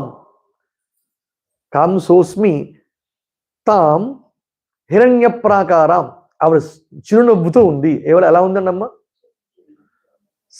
కామ్ సోస్మి. సోస్మి అన్నప్పుడు అహం బ్రహ్మాస్మి అనే పదాన్ని గుర్తు చేసుకోవాలి. సోస్మి, సహ అస్మి, అదే నేను. తత్ నేను, అదే నేను అన్నప్పుడు తత్వమసి అయింది. అహం బ్రహ్మాస్మి, సహ అనేది ఏది ఉందో అది తచ్చబ్దమే ఇక్కడ సాకిని చెప్పబడుతోంది. అది సోస్మి, అదే నేను. వేదాంత అనుగమనం అర్థమవదు. సోస్మి, అస్మి అంటే నేను ఉన్నాను అని అర్థం. అదే నేను అయి ఉన్నాను, దాన్ని తత్వమసి అంటారు. అయ్యే పుస్తకం గుడికి వెళ్ళారు ఎప్పుడైనా?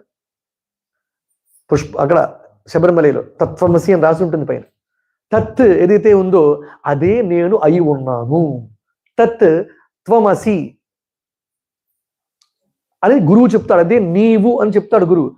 దాన్ని శిష్యుడు అహం బ్రహ్మాస్మి అనే దాన్ని సాధన ద్వారా తెలుసుకుంటాడు.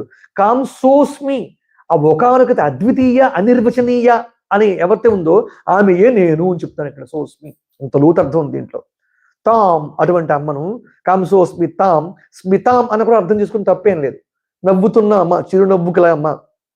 అసలు నవ్వుకి మొహానికి నవ్వే కదండి అందం. కొన్ని మొహాలను నవ్వుతూనే ఉండవు, ఎప్పుడు చూసినా నవ్వే ఉండవు ముఖాల్లో. నవ్వే ఉండవు ముఖాల్లో, నా కూడా నవ్వకపోతే ఇంకెలాగా? అవునా కదా? మందస్మిత ప్రభాపూర మధ్యత్కామేశ మానస అన్నాము కదా. మందస్మిత, చిన్న నవ్వు ఉంటుంటా, ఆహా నవ్వడం కాదు, మళ్ళా గట్టిగా వికటాట్టహాసం కాదు, చిరునవ్వు ముఖానికి అందం. అదొక పెద్ద అలంకారం పైగా చెప్పాలంటే. అలాంటివి మాకు తెలియవండి. మాకు నల్లపూసలు తెలుసు, గాజులు తెలుసు, లేకపోతే ఇంకో ఉంగరాలు తెలుసు, బంగారాలు తెలుసు, నెక్లెస్లు, హారాలు తెలుసు. ఈ హారం, ఈ ఆభరణం మాకు తెలియదంటే వీటన్నిటికన్నా అందమైన ఆభరణం చిరునవ్వు. దేవతలే నవ్వుతూ, చిన్నగా నవ్వుతూ ఉన్న అమ్మవారు ఉన్నారంటే మనం ఎంత ఎలా ఉండాలి? ఎప్పుడు కాటుమొహం పెట్టుకుని కూర్చోద్దని చెప్తారు. అందుకని చిన్న నవ్వు, అలా అని ఎప్పుడు చూసినా నవ్వుతూ ఉండమని కాదు అర్థం. స్మితాం కాంసోస్మి తాం, ఇక రెండు అర్థాలు. కాంసోస్మితాం హిరణ్య ప్రాకారం, ఆవిడ చుట్టూ హిరణ్య ప్రాకారం ఉందండి. హిరణ్య ప్రాకారం మధ్యలో ఉంది ఆవిడ. హిరణ్య ప్రాకారం ఆర్ద్రాం. ఆర్ద్రాం అంటే దయతో ఉంది, వెలిగిపోతూ ఉంది. ఆర్ద్ర అంటే హిరణ్య ప్రాకారం ఆర్ద్రాం జ్వలంతీం. ఆర్ద్రాం అంటే ఆర్ద్ర ఎలా ఉంటుంది? ఆర్ద్ర అంటే దయ, అదొకటి అర్థం ఉందండి. ఆర్ద్రత అంటే దయ. ఆర్ద్రాం జ్వలంతీం తృప్తాం తర్పయంతీం. తృప్తిగా ఉంది, తృప్తినిస్తోంది. ఎవరావిడ? ఎవరో చెప్పారు అందులోను, ఒక ఆవిడ. ఆవిడెవరో నాలో ఉండుగాక. కాంసోస్మితాం హిరణ్య ప్రాకారాం ఆర్ద్రాం తస్య మధ్యే వన్నిశిఖ అణియోర్ధ్వ ప్రాకారాం. ప్రాకారం అనే పదం వస్తుంది అక్కడ కూడా. తస్య మధ్యే వన్నిశిఖ అణియోర్ధ్వ వ్యవస్థిత. చుట్టూ ప్రాకారం ఉండి వన్య ప్రాకార మధ్యగా. ఇప్పుడు అర్థమవుతుంది. ఏమన్నాం? ఎక్కడది మాట? ఈ నామం ఎక్కడదండి? లలితాశాస్త్రం. వన్య ప్రాకార మధ్యగా. ఇక్కడ కూడా ఏం చెప్తున్నారు? హిరణ్య ప్రాకారం. సేమ్ చూసుకోండి ఎక్కడ. ఇప్పుడు లలితాశాస్త్రంలో పోలికలు ఎన్ని ఉన్నాయో. శ్రీ ఎక్కడున్నా ఒకటే. హిరణ్య ప్రాకారం ఆర్ద్రాం. ఆర్ద్రాం అంటే దయ, తడి. ఆర్ద్రాం జ్వలంతీం. రెండు పక్క పక్క ఎలా ఉన్నాయండి? ఒక పక్క వెలిగిపోతూ, ఇంకో పక్క తడిసిపోతూ. ఆర్ద్రత అంటే అదే. ఆర్ద్ర వస్త్రం అంటే తడి బట్ట అని అర్థం. ఆర్ద్రత అంటే తడి. తడి అంటే దయ, కంపేషన్ అంటారు. కంపేషన్ అంటే దయ. ఆ దయ ఉండాలి. ఆ దయతో ఉందమ్మ. అలాగే వెలిగిపోతూ ఉంది. జ్వలంతీం తృప్తాం తృప్తిగా ఉంది. తర్పయంతీం తృప్తినిస్తోంది. తర్పయతి అంటే తృప్తినిస్తోంది. తృప్తాం తృప్తిగా ఉంది. ఆ తృప్తిగా ఉండడం, తృప్తినివ్వడం, ఇవి రెండు చాలా లక్షణం అమ్మవారికి. తృప్తాం తర్పయంతీం. ఆవిడ ఏది ఉందో అది ఇస్తుంది, ఏది లేదో దాన్ని ఇవ్వకుండా లేకుండా చేస్తుంది. అర్థమవుతుందా? పద్మే స్థితాం నిరాగార్ రాగమథని నిర్మద మదనాశిని నిశ్చింత నిరహంకార నిష్పాప పాపన. ఆడ పాపం లేదు, పాపనాశనం చేస్తుంది. నిష్పాప పాపనాశిని నిష్క్రోధ క్రోధశమని నిర్లోభ లోభన. లోభం లేదు కనుక లోభనాశనం చేస్తుంది. నిర్లోభ లోభనాశిని. అర్థమవుతుంది కదా? ఏది లేదో అది లేకుండా చేస్తుంది, ఏది ఉందో దాన్ని ఇస్తుంది. తృప్తాం తర్పయంతి. ఇప్పుడు అర్థమైంది కదా? తృప్తాం తర్పయంతి. కష్టపడుతున్నాను మీకోసం అర్థమయ్యో చెప్పాలి. ఎక్కడెక్కడి నుంచో లాక్కొచ్చాను. పద్మే స్థితాం పద్మవర్ణాం. ఇంకా సులభంగా అర్థమైపోయి చెప్పక్కర్లేదు. పద్మే స్థితాం, పద్మము ఎందు ఉన్నది. దానికి కూడా విశేష అర్థాలు ఉన్నాయి బాగా చెప్తే. కానీ అంత చెప్పుకునే సమయం మనకి ఇప్పుడు లేదు కనుక మనకు అర్థమైనంత చాలు. పద్మే స్థితాం, పద్మమునందు ఉన్న అమ్మ. పద్మవర్ణం, పద్మవర్ణంతో ప్రకాశిస్తోంది అమ్మ. పద్మం అంటే వికసనం అని అర్థం. పద్మం అంటే ఏంటి? అజ్ఞానం కాదు, జ్ఞానాన్నే పద్మంతో పోల్చుతారు. అర్థమవుతుంది కదా? వికసించినటువంటి జ్ఞానమే పద్మం. పద్మే స్థితాం, అలా వికసించిన వాడి ఇంట్లో కూర్చుంటుందన్నమే పద్మంలో కూర్చుంటుందంటే అర్థం. వికసించడం అంటే ఏంటి? జ్ఞానం. జ్ఞానం ఉన్నవాడి దగ్గర లక్ష్మి. జ్ఞానమే అసలైన లక్ష్మి. జ్ఞానలక్ష్మి, మోక్షలక్ష్మి. మోక్షముకి లక్ష్మి అని పేరు. ఎవరు చెప్పండి మోక్షం లక్ష్మణి? ఎక్కడ? భారతీయ సంస్కృతి అంత గొప్పది. సిద్ధలక్ష్మి మోక్షలక్ష్మి, జయలక్ష్మి సరస్వతి చెప్పాం కదా. మోక్షం లక్ష్మి, అసలైన లక్ష్మి అదే. అన్ని లక్ష్ముల కన్నా గొప్ప లక్ష్మి. పద్మే స్థితాం పద్మవర్ణాం తాం ఇహ ఉపహ్వయే శ్రియం. శ్రియం లక్ష్మిని, తాం అటువంటి అమ్మని ఇహ ఉపహ్వయే ఇక్కడికి ఆహ్వానిస్తున్నాను. తాం ఇహోపహ్వయే శ్రియం. తాం అటువంటి అమ్మని ఇహ ఇప్పుడు ఇక్కడికి ఉపహ్వయే ఆహ్వానిస్తున్నాను, పిలుస్తున్నాను, అర్చిస్తున్నాను అని చెప్పుకోవచ్చు. తామిహోపహ్వయే శ్రియం. తర్వాత చంద్రాం, మళ్ళీ చంద్రాం వచ్చింది. ఇందాక చంద్రాం వచ్చింది, ఇప్పుడు చంద్రాం చెప్పక్కర్లేదు. అందుకే ముందు కష్టపడిపోతే తర్వాత అన్ని అర్థం సులభంగా అవుతాయంట. చంద్రాం ప్రభాసాం యశసాజ్వలంతీం. యశసాజ్వలంతీం ఆమె కీర్తితో వెలిగిపోతోంది. లక్ష్మీదేవి అంటే ఎక్కడ తెలియదు చెప్పండి ఒక ముక్క. స్వర్గలోకంలో తెలియదా? యుఏఈలో తెలియదా? యుఎస్ఏలో తెలియదా? ఇండియాలో తెలియదా? భారతదేశ భూమండలంలో ఎక్కడ తెలియదా? అసలు తెలియంది ఉందా లక్ష్మి అంటే ఎవరో? వేరుగా అనుకుంటున్నా అవరే లక్ష్మీ స్వరూపాలే.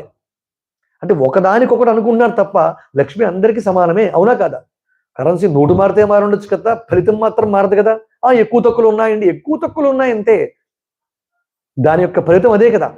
అది ఇచ్చే అన్ని మార్చుకున్నాం లక్ష్మి అనే భావంతో. కానీ లక్ష్మి ఎక్కడ? మన లోకంలోనేనా? స్వర్గలోకంలో కూడా లక్ష్మి. ఇంద్రుడు కూడా లక్ష్మి కోసమే తాపత్రయపడదు. లక్ష్మి అంటే ఏంటో మనకి తెలియక కరెన్సీ ఏమిటో అనుకున్నాం. లక్ష్మి అంటే శోభ, లక్ష్మి అంటే శుభం, లక్ష్మి అంటే బుద్ధి, లక్ష్మి అంటే ఆరోగ్యం.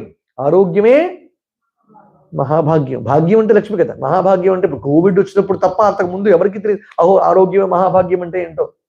అప్పుడు బాగా అర్థమైంది. మళ్ళీ మర్చిపోతున్నారు. మళ్ళా బాగుపడేసరికి మర్చిపోవడం మానవుల లక్షణం.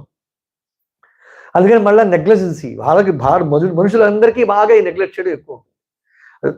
అవసరం లేని దాన్ని వదిలిపెట్టేయడం అది పెద్ద విషయం కాదని అనుకోవడం మనకి బాగా అలవాటు అయిపోయింది. ఆ కోవలోకి, ఆ ప్లేస్లోకి దేవతలు కూడా, సూర్యుడు చంద్రుడు కూడా వెళ్ళిపోతున్నారు. రోజు రావడం వలన అలవాటైపోయిన వాడు చేతకాని వాళ్ళగా చూస్తుంది మనమంతా కూడా, మన బుద్ధి. లేకపోతే భగవత్ స్వరూపం సాక్షాత్ నిత్యం ఉదయిస్తున్న సామాన్యుడు సూర్య భగవానుడు అంటే 3 లోకాల్లోనూ ఒక్కడు వెలుగుతున్నాడంటే ఎంత అసామాన్యుడైన. అలాంటి ఆయన దైవదృష్టి ఉందా మనకు అసలు? నిన్ననే రథసప్తమైంది. ఎంతమంది సూర్యోదయం సూర్య నమస్కారాలు చేసి ఉంటారు, అర్ఘ్యం ఇచ్చి ఉంటారు, సూర్యోదయానికి పూర్వం నిద్ర లేచి ఉంటారు, నివేదన చేసి ఉంటారు. చాలా మంది చేసి ఉంటారు కాదన్ను. కానీ భగవంతుడనే స్పృహ కోల్పోతూ ఉన్నారు. ఆయన ఒక మండే అగ్నిగోళం అని చెప్తున్నారు పాఠాల్లో కూడా. ఆయన మహాప్రభు, లోకానికి అంతటికీ ఇచ్చేవాడు. హరిణీం అన్నప్పుడు అసలు ఇందాక మొట్టమొదటి గుర్తుందా? హిరణ్యవర్ణం హరిణీం అన్నాం కదా. హరిణి అంటే అన్నింటిలోనూ ఆ పచ్చదనాన్ని ఇచ్చేవాడు ఆయన. సూర్య సంబంధమే వస్తాయని చెప్పాను, గుర్తుంది కదా. హరిణీం అంటే మనం తినే మూలాలన్నింటికీ, పదార్థాలన్నింటికీ మూలం సూర్య భగవానుడే. సూర్యుడు లేకపోతే తిండి ఎక్కడ తిండి మనకి? పత్రహరితం ఆకుల్లో పచ్చదనం ఎక్కడి నుంచి వస్తుంది? సూర్యకాంతి నుంచి కదా. క్లోరోఫిల్ కదా, ఎక్కడి నుంచి వస్తుంది అండి? అది మీరంతా చదువుకున్న వాళ్ళు తెలుసు కదా. ఎక్కడి నుంచి వస్తుంది అదంతా? సూర్యరశ్మి నుంచే కదా. సూర్యరశ్మి కదా మనకి బతుకు అన్నం పెట్టేది అంతా కూడా. అదే మరి హరిణీయం అంటే. సూర్యుడు నమస్కరించాలి, అక్కడ కృతజ్ఞతాభావన కావాలా సూర్యుడు అంటే?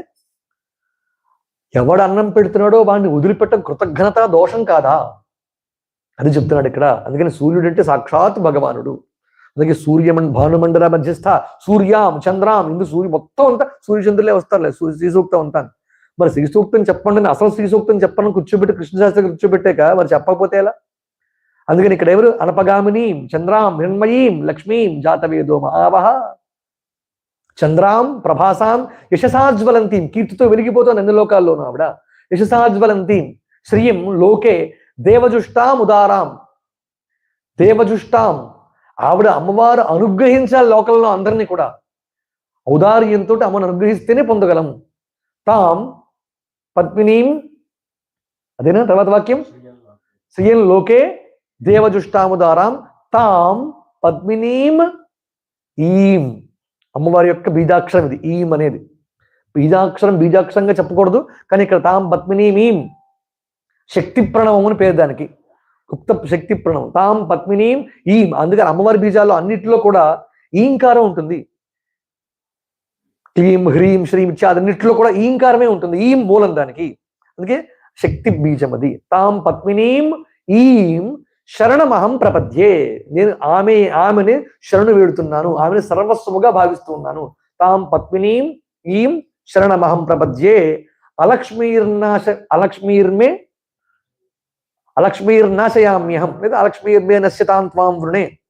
అలక్ష్మీర్మే నాకు అలక్ష్మి అంటే దరిద్ర దేవత, లక్ష్మికి వ్యతిరేకం. అలక్ష్మీర్మే తాం త్వాం వృణే. వృణే అంటే ఉపాసించుతున్నాను, స్వీకరించుతున్నాను, ఎంచుకున్నాను అర్థం. వృణే అంటే ఏంటి? ఆమెని ఎంచుకున్నాను, ఆమెని సర్వస్వంగా భావించి ఉన్నాను. ఆదిత్యవర్ణే, ఇందాక చెప్పాం ఏం వర్ణే? హిరణ్యవర్ణం అన్నప్పుడు హిరణ్యవర్ణే. ఆదిత్యవర్ణే, ఆదిత్యం అంటే ఎర్రని చాలా. ఆదిత్యవర్ణే తపసోధిజాత, తపస అధిజాత వనస్పతి తవ వృక్షోధ బిల్వ. లక్ష్మీదేవి ఒకసారి విష్ణుమూర్తి శివుడికి పూజ చేద్దాం కూర్చున్నట్ట. ఆయనకి ఇద్దరికి ఏంటి? శివుడికి విష్ణువు పూజ చేస్తాడు, విష్ణువుకి శివుడికి పూజ చేస్తాడు. వాళ్ళిద్దరికి మనం పూజ చేసుకుంటాం అనుకోండి, వేరే విషయం. కానీ ఆయన అంటే ఈయనకి పడదు, ఈయనంటే ఆయనకి పడదు అనుకునే వాళ్ళకి ఇద్దరూ పడరు. ఇద్దరు ఎవరూ ప్రసన్నం కారు అలాంటి వాళ్ళకి. శివాయ విష్ణు రూపాయ శివరూపాయ, శివ విష్ణువులకి భేదం లేదు. ఒకసారి విష్ణుమూర్తి పూజ చేద్దామని కూర్చున్నాడు. అత్యంత ఇష్టమైన ఏదో ఒకటి ఇవ్వాలని కూర్చున్నాడు. అని కూర్చుంటే అయ్యో పువ్వులన్నీ పూజ చేస్తున్నాడు. సరే కథ కూడా చెప్తారు అనుకోండి. సహస్రనామార్చన చేద్దామని కూర్చుంటే 999 పువ్వులు అయిపోయి ఇంకో పువ్వు దొరకలేదంట. అప్పుడు లక్ష్మీదేవి సృష్టించి ఇచ్చిందంటారు. సరే తాం పద్మినేమి శరణమాం అలక్ష్మీర్మే నశ్యతాం త్వాం వృణే ఆదిత్యవర్ణే తపసోధిజాత. అప్పుడు లక్ష్మీదేవి ఏం చేసిందంటే తన తపశ్శక్తితోటి అధిజాత వనస్పతి తమ వృక్షోధ బిల్వ, బిల్వ వృక్షాన్ని తన తపశ్శక్తితో సృష్టించింది. సృష్టించే బిల్వాన్ని ఇచ్చింది. ఆ బిల్వాలతో ప్రవచనం చేశారు ఆయన. ఎవరు? విష్ణువు శివుడికి. ఎవరికి? శివుడికి. తమ వృక్షోధ బిల్వ. బిల్వం అంటే లక్ష్మికి ఇష్టం. బిల్వాటవీ మధ్యల సత్సరోజే అని కూడా స్తోత్రం చేస్తాం కనకధార స్తోత్రంలో. అది అధిక పాఠంగా ఉన్నప్పటికీ బిల్వం అంటేనే లక్ష్మి అసలు. అందుకే బిల్వంతో శివుడికి అర్చించడం ఎంత గొప్ప విశేషమో. ఐశ్వర్యమే శివుడు అంటే. లక్ష్మి అయినప్పటికీ కూడా లక్ష్మి ఐశ్వర్య స్వరూపం, కానీ ఇవ్వాల్సిన శివుడే. అదే చెప్తుంటా. ఈశ్వరాదిచ్చేత్ ఐశ్వర్యం. వనస్పతి తవ వృక్షోధ బిల్వ అంటే బిల్వం అంటే ఏంటి? ఇప్పుడు బిల్వ ఫలముకి శ్రీఫలము అని పేరు, బిల్వ వృక్షముకి శ్రీ వృక్షము అని పేరు. శ్రీ సూక్తం అని ఇప్పుడు ఎందుకు పేరు వచ్చిందో అర్థమైంది కదా. బిల్వముకి శ్రీ అని ఎందుకు వచ్చిందో. తవ వనస్పతి తవ వృక్షోధ బిల్వ తస్య ఫలాని తపసానుదంతు మాయాంతరాయాశ్చ బాహ్య అలక్ష్మి. ఆ తపశ్శక్తి యొక్క ఫలితం బిల్వము నా యందు ఉన్న అలక్ష్మిని పరిహరించుగాక. అలక్ష్మి అంటే దరిద్రదేవ. లక్ష్మికి వ్యతిరేకం ఎవరు? ఆవిడ. పైగా పెద్ద ఆవిడ. ఆవిడ కూడా లక్ష్మి క్షీరసాగరంలోంచి వచ్చింది. జ్యేష్ఠాదేవి కూడా. జ్యేష్ఠాది పెద్ద ఆవిడ. లక్ష్మీదేవి కన్నా ముందు వచ్చింది కనుక పెద్ద ఆవిడ. అక్క. ఎవరికి? లక్ష్మికి అక్క అండి ఆవిడ. ఎవరావిడ? మొత్తానికి జ్యేష్ఠాదేవి. ఆ జ్యేష్ఠాదేవి అంటే ఆ అలక్ష్మి. ఆవిడ పేరు అలక్ష్మి.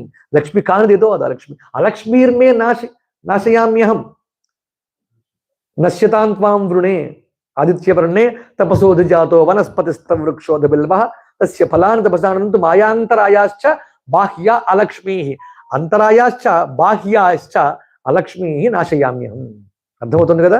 లోపల బయట ఉన్నటువంటి దరిద్రములని అలక్ష్మిని తొలగించుగాక. తస్య ఫలాని తపసానంతు మాయాంతరాయాశ్చ బాహ్య అలక్ష్మీ. చాలా గొప్ప మంత్రం ఇది. దరిద్రాలు పోతాయి ఈ రుక్కొక్కటి చెప్తే. దరిద్రాన్ని పోగొట్టుకునే గొప్ప రుక్కిది. లోపల మాలిన్యాలు ఎన్నున్నాయి. దరిద్రాలు అంటే ఏంటండి? అది చెప్పక్కర్లేదండి, మనకు అందరికీ పరిచయాలే. కేవలం అన్నం లేకపోవడం, బట్ట లేకపోవడం మాత్రమే దరిద్రం కాదు, భావం కూడా దరిద్రమే తెలుసా. ఆలోచనలో కూడా ఏడవడమే భావదారిద్ర్యం. భావనలో ఎప్పుడప్పుడు ఉదాహరణకు పూజ చేస్తూ ఉంటారు. పాద్యం సమర్పయామి, వస్త్రం సమర్పయామి అంటారు. రోజు వస్త్రమే పట్టుకొచ్చి అమ్మవారికి పూజ చేయరు. అక్షంతలేసి వస్త్రార్థం అక్షతాన్ని సమర్పయామి అంటారు. ఇది ఎంత భావదారిద్ర్యం అండి. అక్కడ ఇచ్చేదే పూజ చేసుకొని అక్షతలు వేసినప్పుడు ఇదే వస్త్రం అనుకో అంటే సరిపో. ఆవిడ ఇచ్చుకుంటే అక్షతల వస్త్రం చేసుకోలేదా? నువ్వు భావం చేతే కదా ఇస్తుంటా. వస్త్రార్థం అని చెప్పాల్సిన అవసరం ఉందా ఇంకప్పుడు? ఆలోచించండి. ఇదే భావదారిద్ర్యం అంటే అని చెప్తారు. భావముగా పూజించు ఇచ్చే వస్తువుని ఇచ్చినప్పుడు ఇంకా అర్థం చెప్పాల్సిన పనే ఉంది. వస్త్రం సమర్పయామే నువ్వు భక్తితో చేస్తే అదే వస్త్రమైంది. ఈ భావము కూడా దారిద్ర్యం. ఏడుపు లోపల ఎంతసేపు మనకి ఏడుపు ఉండబట్టి భగవంతుడికి పూజ చేసినా అదే బాధ. అలా తెలియక కూడా చేసేవాళ్ళు చాలా మంది ఉంటారు, వేరే విషయం. అర్థమవుతుందా? మనకి ప్రత్యక్షంగా వస్త్రాన్ని ఇవ్వటం లేదు, అక్షంతలు ఇస్తున్నాం. ఇదే వస్త్రం అనుకోవాల్సిన పనే ఉంది. వస్త్రం సమర్పయామే అంటే చాలు కదా, అవునా కదా? అదే వస్త్రంగా స్వీకరిస్తుందమ్మా. అంటే అది లేనప్పుడు లేదు అనే దాన్ని కూడా స్పెసిఫిక్గా అక్కడ చెప్పాల్సిన అవసరం ఏముంది? మనం దాన్నే దరిద్రం అంట, లేకపోవడమే దరిద్రం. అర్థమైంది కదా? అందుకని తపసానంతు బాహ్యాంతర బాహ్య అలక్ష్మి, అలాంటి అలక్ష్ములని నా లోపల నుండి బయట ఉన్న వాటి గురించి చెప్పక్కర్లేదు, తొలగించుగాక. బాహ్య లక్ష్మి ఉపయితుమాం దేవసఖ.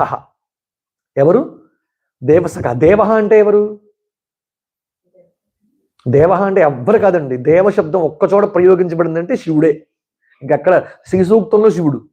దేవ అంటే మహాదేవ అని శివుడినే చెప్పింది. ఇక్కడ భాష్యం కూడా విద్యారణ్య స్వామి కూడా శ్రీ సూక్త భాష్యం చెప్తూ చెప్పిన మాట దేవ అంటే భవాయ దేవాయ నమః, సర్వాయ దేవాయ నమః, ఈశానాయ దేవాయ నమః అనే చోట్ల ప్రయోగించిన మంత్రాలను ఉటంకిస్తూ దేవ అంటే సాక్షాత్ పరమశివుడే, శివుడే అని చెప్పింది.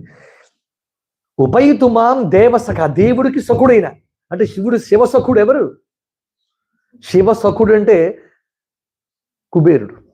ఉపయితుమాం దేవసఖ, దేవుడికి శివుడికి స్నేహితుడు ఆయన, శివుడికి సఖుడు కూర్చుంటాడు అక్కడ. దేవసఖ కీర్తిశ్చ మణినా సహ.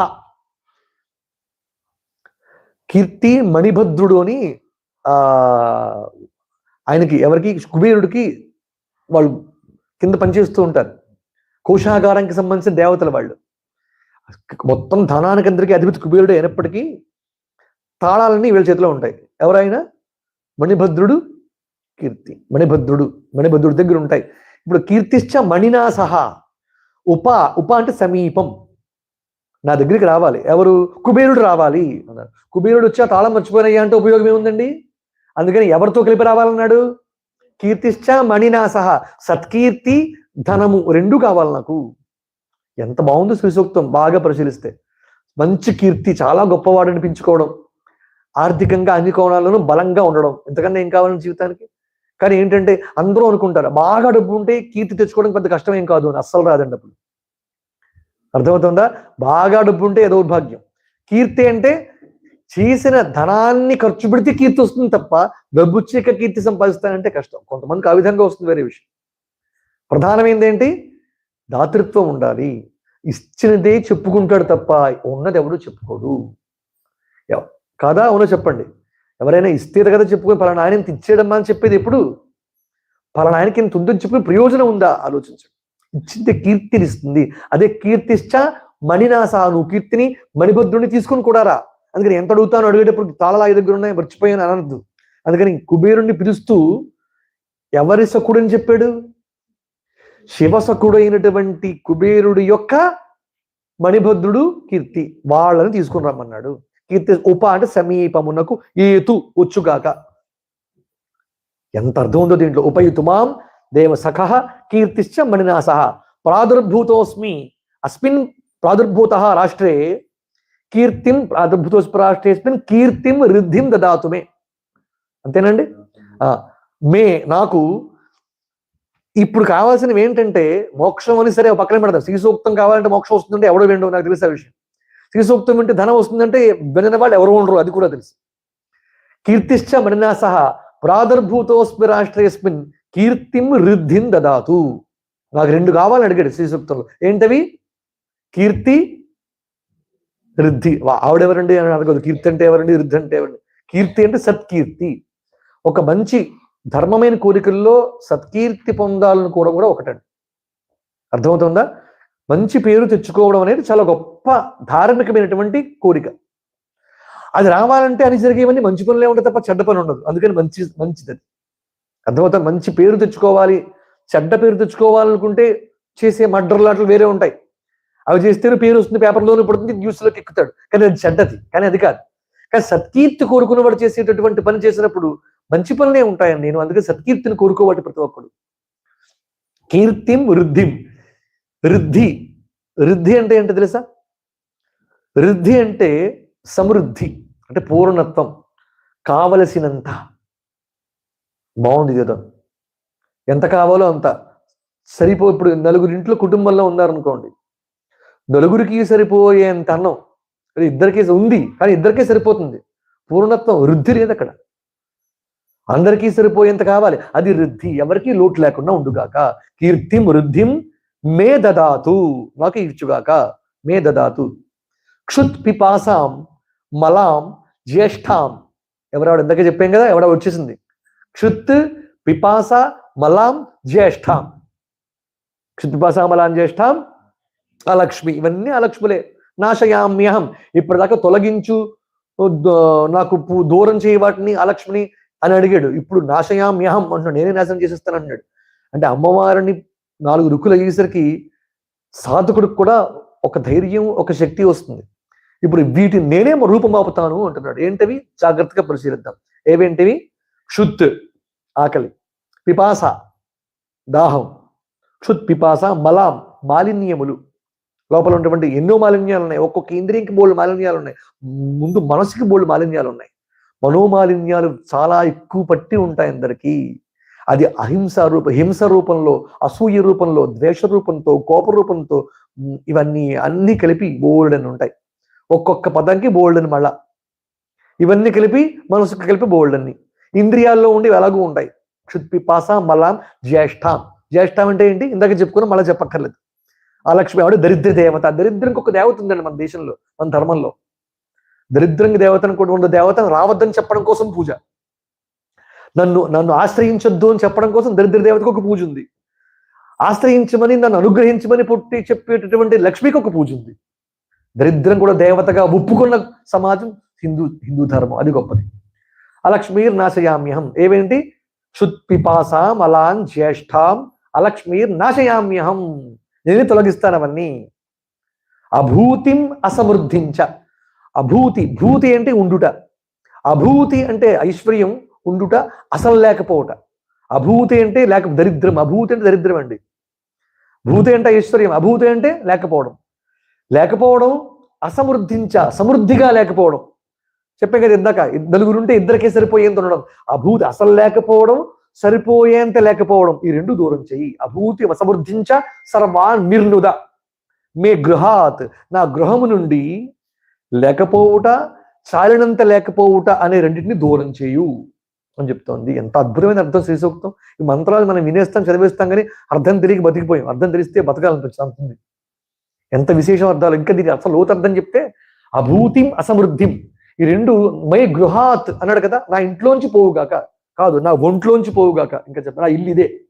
చెప్పాలంటే ఈ ఇంట్లో ఎంతకాలం ఉంటామో తెలియదు, ఈ ఇంట్లో ఎప్పుడు ఉంటాం. అవునా కదా? ఇప్పుడు ఉండే ఇల్లుని, ఈ ఇంట్లోంచి ఏ ఇంట్లోకైనా మారుతాం, కానీ ఈ ఇంట్లోంచి ఇంకో ఇంట్లోకి మారేమా అయిపోయింది. అవునా కదా? ఈ ఇల్లు ఉండదు. ఇంకా ఈ ఇంట్లోంచి ఇంకో ఇంట్లోకి వెళ్ళిపోయినా ఈ ఇల్లు ఉంది. కానీ శరీరం అనే ఇంట్లోంచి ఇంకో ఇంట్లోకి వెళ్ళాలంటే మళ్ళీ వేరే దాంట్లోకి వెళ్ళినప్పుడు ఇది పోతుంది, ఇది ఉండదు. ఇంకా నేను మీ గృహాత్ అన్నప్పుడు శరీరం గృహం ఉచ్యతే, ఉత్తినే చెప్పట్లేదు. ఇంద్రియాలన్నీ గుర్రాలు అన్నప్పుడు శరీరమే రథం, గృహం కూడాను. ఇంకా చెప్పాలంటే మీ గృహాత్, నాలో చాలకపోవడం, లేకపోవడం అనే భావనల్ని పోగొట్టు. మా ఇంట్లో ఇందాక అర్థం వస్తే, ఇప్పుడు నా ఒంట్లో అంటే నా బుద్ధిలో చాలు అంటే తృప్తి. చాలు అంటే ఏంటి? తృప్తి నిప్పు. అంత అర్థవంతంగా ఉందండి. అభూతిం అసమృద్ధించ, లేకపోవడం, లేదనే దానికోసం ఏడవడం, ఉన్నదాంతో తృప్తి లేకపోవడం. అభూతి అంటే లేని దానికోసం ఏడవడం, అసమృద్ధి అంటే ఉన్నదాంతో తృప్తి పడకపోవడం. ఈ రెండింటిని దూరం చేయి. ఎంత ఆనందంగా ఉంది ఈ మాట. ఇందాక దానికన్నా బాగుంది కదా. అభూతిం అసమృద్ధించ సర్వాన్నిర్నిరమే గృహాత్ గంధద్వారాం దురాధర్షాం. దురాధర్ష అంటే జయించలేని అమ్మ, దుర్ధర్ష ఆవిడ అన్నిటికీ మూలం. ఆవిడ గంధద్వారాం దురాధర్ష నిత్యపుష్టాం. నిత్యపుష్ట కలిపి నిత్యపుష్ట కలిపి ఒక పదం కూడా చెప్పుకోవచ్చు. నిత్యపుష్టాం, అవి ఎల్లప్పుడూ పుష్టి కలిగి ఉండే అమ్మ, పుష్టిని ఇచ్చేటటువంటి అమ్మ. నిత్యపుష్టాం కరీషిణీం. కరీషి అంటే ఎండిన ఆవు పేడ అంటే పిడక అలే మర్చిపోయామని మాకు తెలియనటువంటి ఎప్పుడు చూడలేదంటారేమో. రివైజ్లో ఉండి పిడక అంటే ఏంటండి, పేడ అంటే ఏంటండి అంటే ఏం చెప్పలేం. పిడక తెలుసు కదా, పోలే. ఆ పిడక లక్ష్మి, ఆవు పిడకకి కరీషి అని పేరు. ఎండిన శుష్కగోమయ అని చెప్పారు ఆ భాష్యంలో. శుష్కగోమయం బా అంటే ఎండినటువంటి ఆవు పేడ, కరీషి. అందుకే పూజ చేయాలంటే ముందు ఏ వ్రతం చేయండి, కథలో ఏం చెప్తారో తెలుసా? ఫస్ట్ దేవతలు రావాలంటే ఆవు పేడతో అలకమంటారు. ఆవు పేడతో అలక్కకుండా దేవత రాదు అసలు. అదే సత్యనారాయణ స్వామి వ్రతం చేయాలన్నా, ఒక అభిషేకం చేయాలన్నా, ఒక మండపం ఏర్పరిచి పూజ చేయాలన్నా, కలశ పెట్టాలన్నా ఉండాల్సిన వస్తువు ఏంటి? ఆవు పేడ. ఆవు పేడ సమస్త దేవతలు ఉంటారండి, సామాన్యమైన విషయం కాదు. కరీషి అది ఆవు పేడ ప్రత్యక్షంగా కరీషి ఎండి పిడకి తెచ్చుకుని కనీసం నీళ్ళు కలిపి అక్కడ రాసుకున్న సంతోషం, అది కూడా గొప్పదే. కరీషిని ఆవు పేడలో లక్ష్మీదేవి ఉంటుందిట, గోమూత్రం గోమయంలో లక్ష్మీదేవి ఉంటుంది. చమత్కారంగా ఒక మాట చెప్తారు, దేవతలందరూ కూడా ఆవులో ఉన్నారట. నాలో ఉండడానికి అందరికీ అవకాశం ఇస్తున్నానండి. దేవతలు ఒక్కొక్కళ్ళు వచ్చి అందరూ అందులో ఉన్నారు. కొంతమంది చెవిలో ఉన్నారు, బ్రహ్మదేవుడు గారు వాళ్ళు, విష్ణు వరుణుడు ఉదరంలో కొంతమంది, కాలి గిట్టల్లో కొంతమంది, తోకలో కొంతమంది, ముఖంలో కొంతమంది, నాసికలో అన్ని దేవతలు అందరూ వచ్చి మొత్తం అందరూ వెళ్ళిపోయారు. లక్ష్మీదేవి వచ్చింట ఆఖరణ, నాకైనా ప్లేస్ ఉందా నీలో అని అడిగింది. నో వేకెన్సీ, సారీ అనేసింది. అయ్యో అలా అనుకో, వీళ్ళందరికీ ఇచ్చే చోటు నాకు కూడా ఏదో ఒక చోటు అంటే ఇంకేం లేవు నా దగ్గర, మలమూత్రాలు మిగిలి ఇంకేం లేవు నా దగ్గర. సరే అందరూ అది చాలు నాకు సంతోషం అని అక్కడ ఉంటానందండి ఆవిడ. అందుకే గోమూత్రం గోమయం, గోమూత్రం కూడా అనద్దంటారు గురుగారు, అయితే గోజలం అని అంటారు. గోజలం గోమయం ఇవి రెండు లక్ష్మీ స్వరూపాలు. ఇప్పుడు వెళ్ళి అక్కడ ఉంది లక్ష్మీదేవి, కరీషిణీం కదా. ఈ అర్థం ఇంతటితో ఆపుదాం. శ్రీ విద్యా సంప్రదాయం కానీ లేకపోతే అటు ఖడ్గమాల స్తోత్రం కానీ తెలిసిన వాళ్ళు ఎవరైనా ఉంటే గంధద్వారాం, గంధ అనేది తీసుకోండి, దురాదర్శాం ఉచ్చపుష్టాం చివరికి రండి, ఏముంది కరీషిణీం, కర్షిణి ఒకటే, ధర్షిణీం ఒకటే ఎలాగో, అలాగే కరీషిణీం కర్షిణి అవుతుంది. గంధాకర్షిణి ఎక్కడో విన్నట్టుంది కదా. గంధాకర్షిణి ఒక దేవతాత్మక శక్తిని ఇక్కడ చూపిస్తున్నారు. ఇది అలా లోపల మంత్ర గర్భితంగా పెడతారు. గంధాకర్షిణి, చిత్తాకర్షణ, ధైర్యాకర్షణ, స్మృత్యాకర్షణ, నామాకర్షణ, బీజాకర్షణ ఇలాంటి ఉన్నాయి కదా. అమ్మవారి యొక్క ఆ శక్తి కూడా ఇక్కడ ఉంది. గంధాకర్షిణి, గంధద్వారాం దురాదృశం, గంధం వేసేప్పుడు చెప్పే మంత్రం అంతే. గంధం వేసేస్తాం అంతే. ఇది గంధాకర్షిణి, ఇది ఒక దేవతా శక్తి. పైగా అమ్మవారి యొక్క చక్రంలో ఉండేటువంటి ప్రధానమైన దేవతల్లో ఒక ఆమె గంధాకర్షిణి. గంధద్వారాం దురాదృశాం ఉచ్చపుష్టాంకరీషిణి ఈశ్వరీం సర్వభూతానాం ఈశ్వరీం ఈశ్వరి అంటే నియామకురాలు, సర్వభూతానం ఎవరికి, అంత భూతాలకి, అన్ని సమస్త జగత్తుకి ఆవిడ నియామకురాలు. ఈశ్వరీం సర్వభూతానాం తాం ఇహ ఉపహ్వయే శ్రియం లక్ష్మీదేవిని, తాం అటువంటి లక్ష్మీదేవిని ఇహ ఉపహ్వయే ఇప్పుడు ఇక్కడికి ఆహ్వానిస్తూ ఉన్నాను. తామిహోపహ్వయే శ్రియం. తర్వాత మనసః కామమాకూతిం వాచ సత్యం అశీమహి. మనసః కామం ఆకూతిం, ఆకూతి దేవహూతి, ఇది దక్షపుత్రికలు అంటారు వీళ్ళని, ఆకూతి దేవహూతి చదువు. మనసః మనస్సులో కోరిక ఒకటి ఉంది, కామం ఆకూతిం. వాచ సత్యమశీమహి, ఆ వాక్కు ఆ కోరిక సత్యమగుగాక. వాచ సత్యమశీమహి. పశూనాం నేను మనస్సుతో ఏవి ఆలోచించి కోరికలుగా ఉంచుకుంటానో అవి సత్యములగుగాక. అవి ధర్మములైతే సత్యములవుతాయి, అధర్మమైతే అవో. అందుకని ధర్మమైన కోరిక ఉండాలి, అది సత్యం అవ్వాలి. అంటే నా మనస్సులో అనుకుని వచస్సుతో ఏది అంటానో అది సత్యముగుగాక. అంటే నా మనస్సుకు ఒక శక్తి కావాలి, వాక్కుకు ఒక శక్తి కావాలి. మనశ్శక్తి వాక్శక్తి చెప్తున్నాడు ఇక్కడ. ఇవి రెండు శక్తివంతమై ఉండాలి, అది ధర్మబద్ధంగా ఉండాలి, అది నెరవేరాలి. మనసః కామమాకూతిం వాచ సత్యం అశీమహి. పశూనాం రూపం అన్నస్య మయి శ్రీహి శ్రయతాం యశః. పశూనాం రూపం అన్నస్య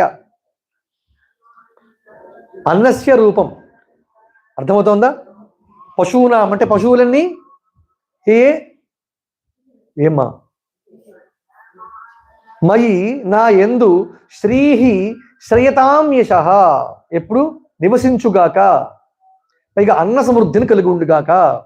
పశూనాం ఎవరికి? అన్నింటికీను. పశూనాం అంటే ద్విపాద చతుష్పాద. మనం ఎన్ని కాళ్ళు ఉన్నాయి మనకి? ద్విపాద.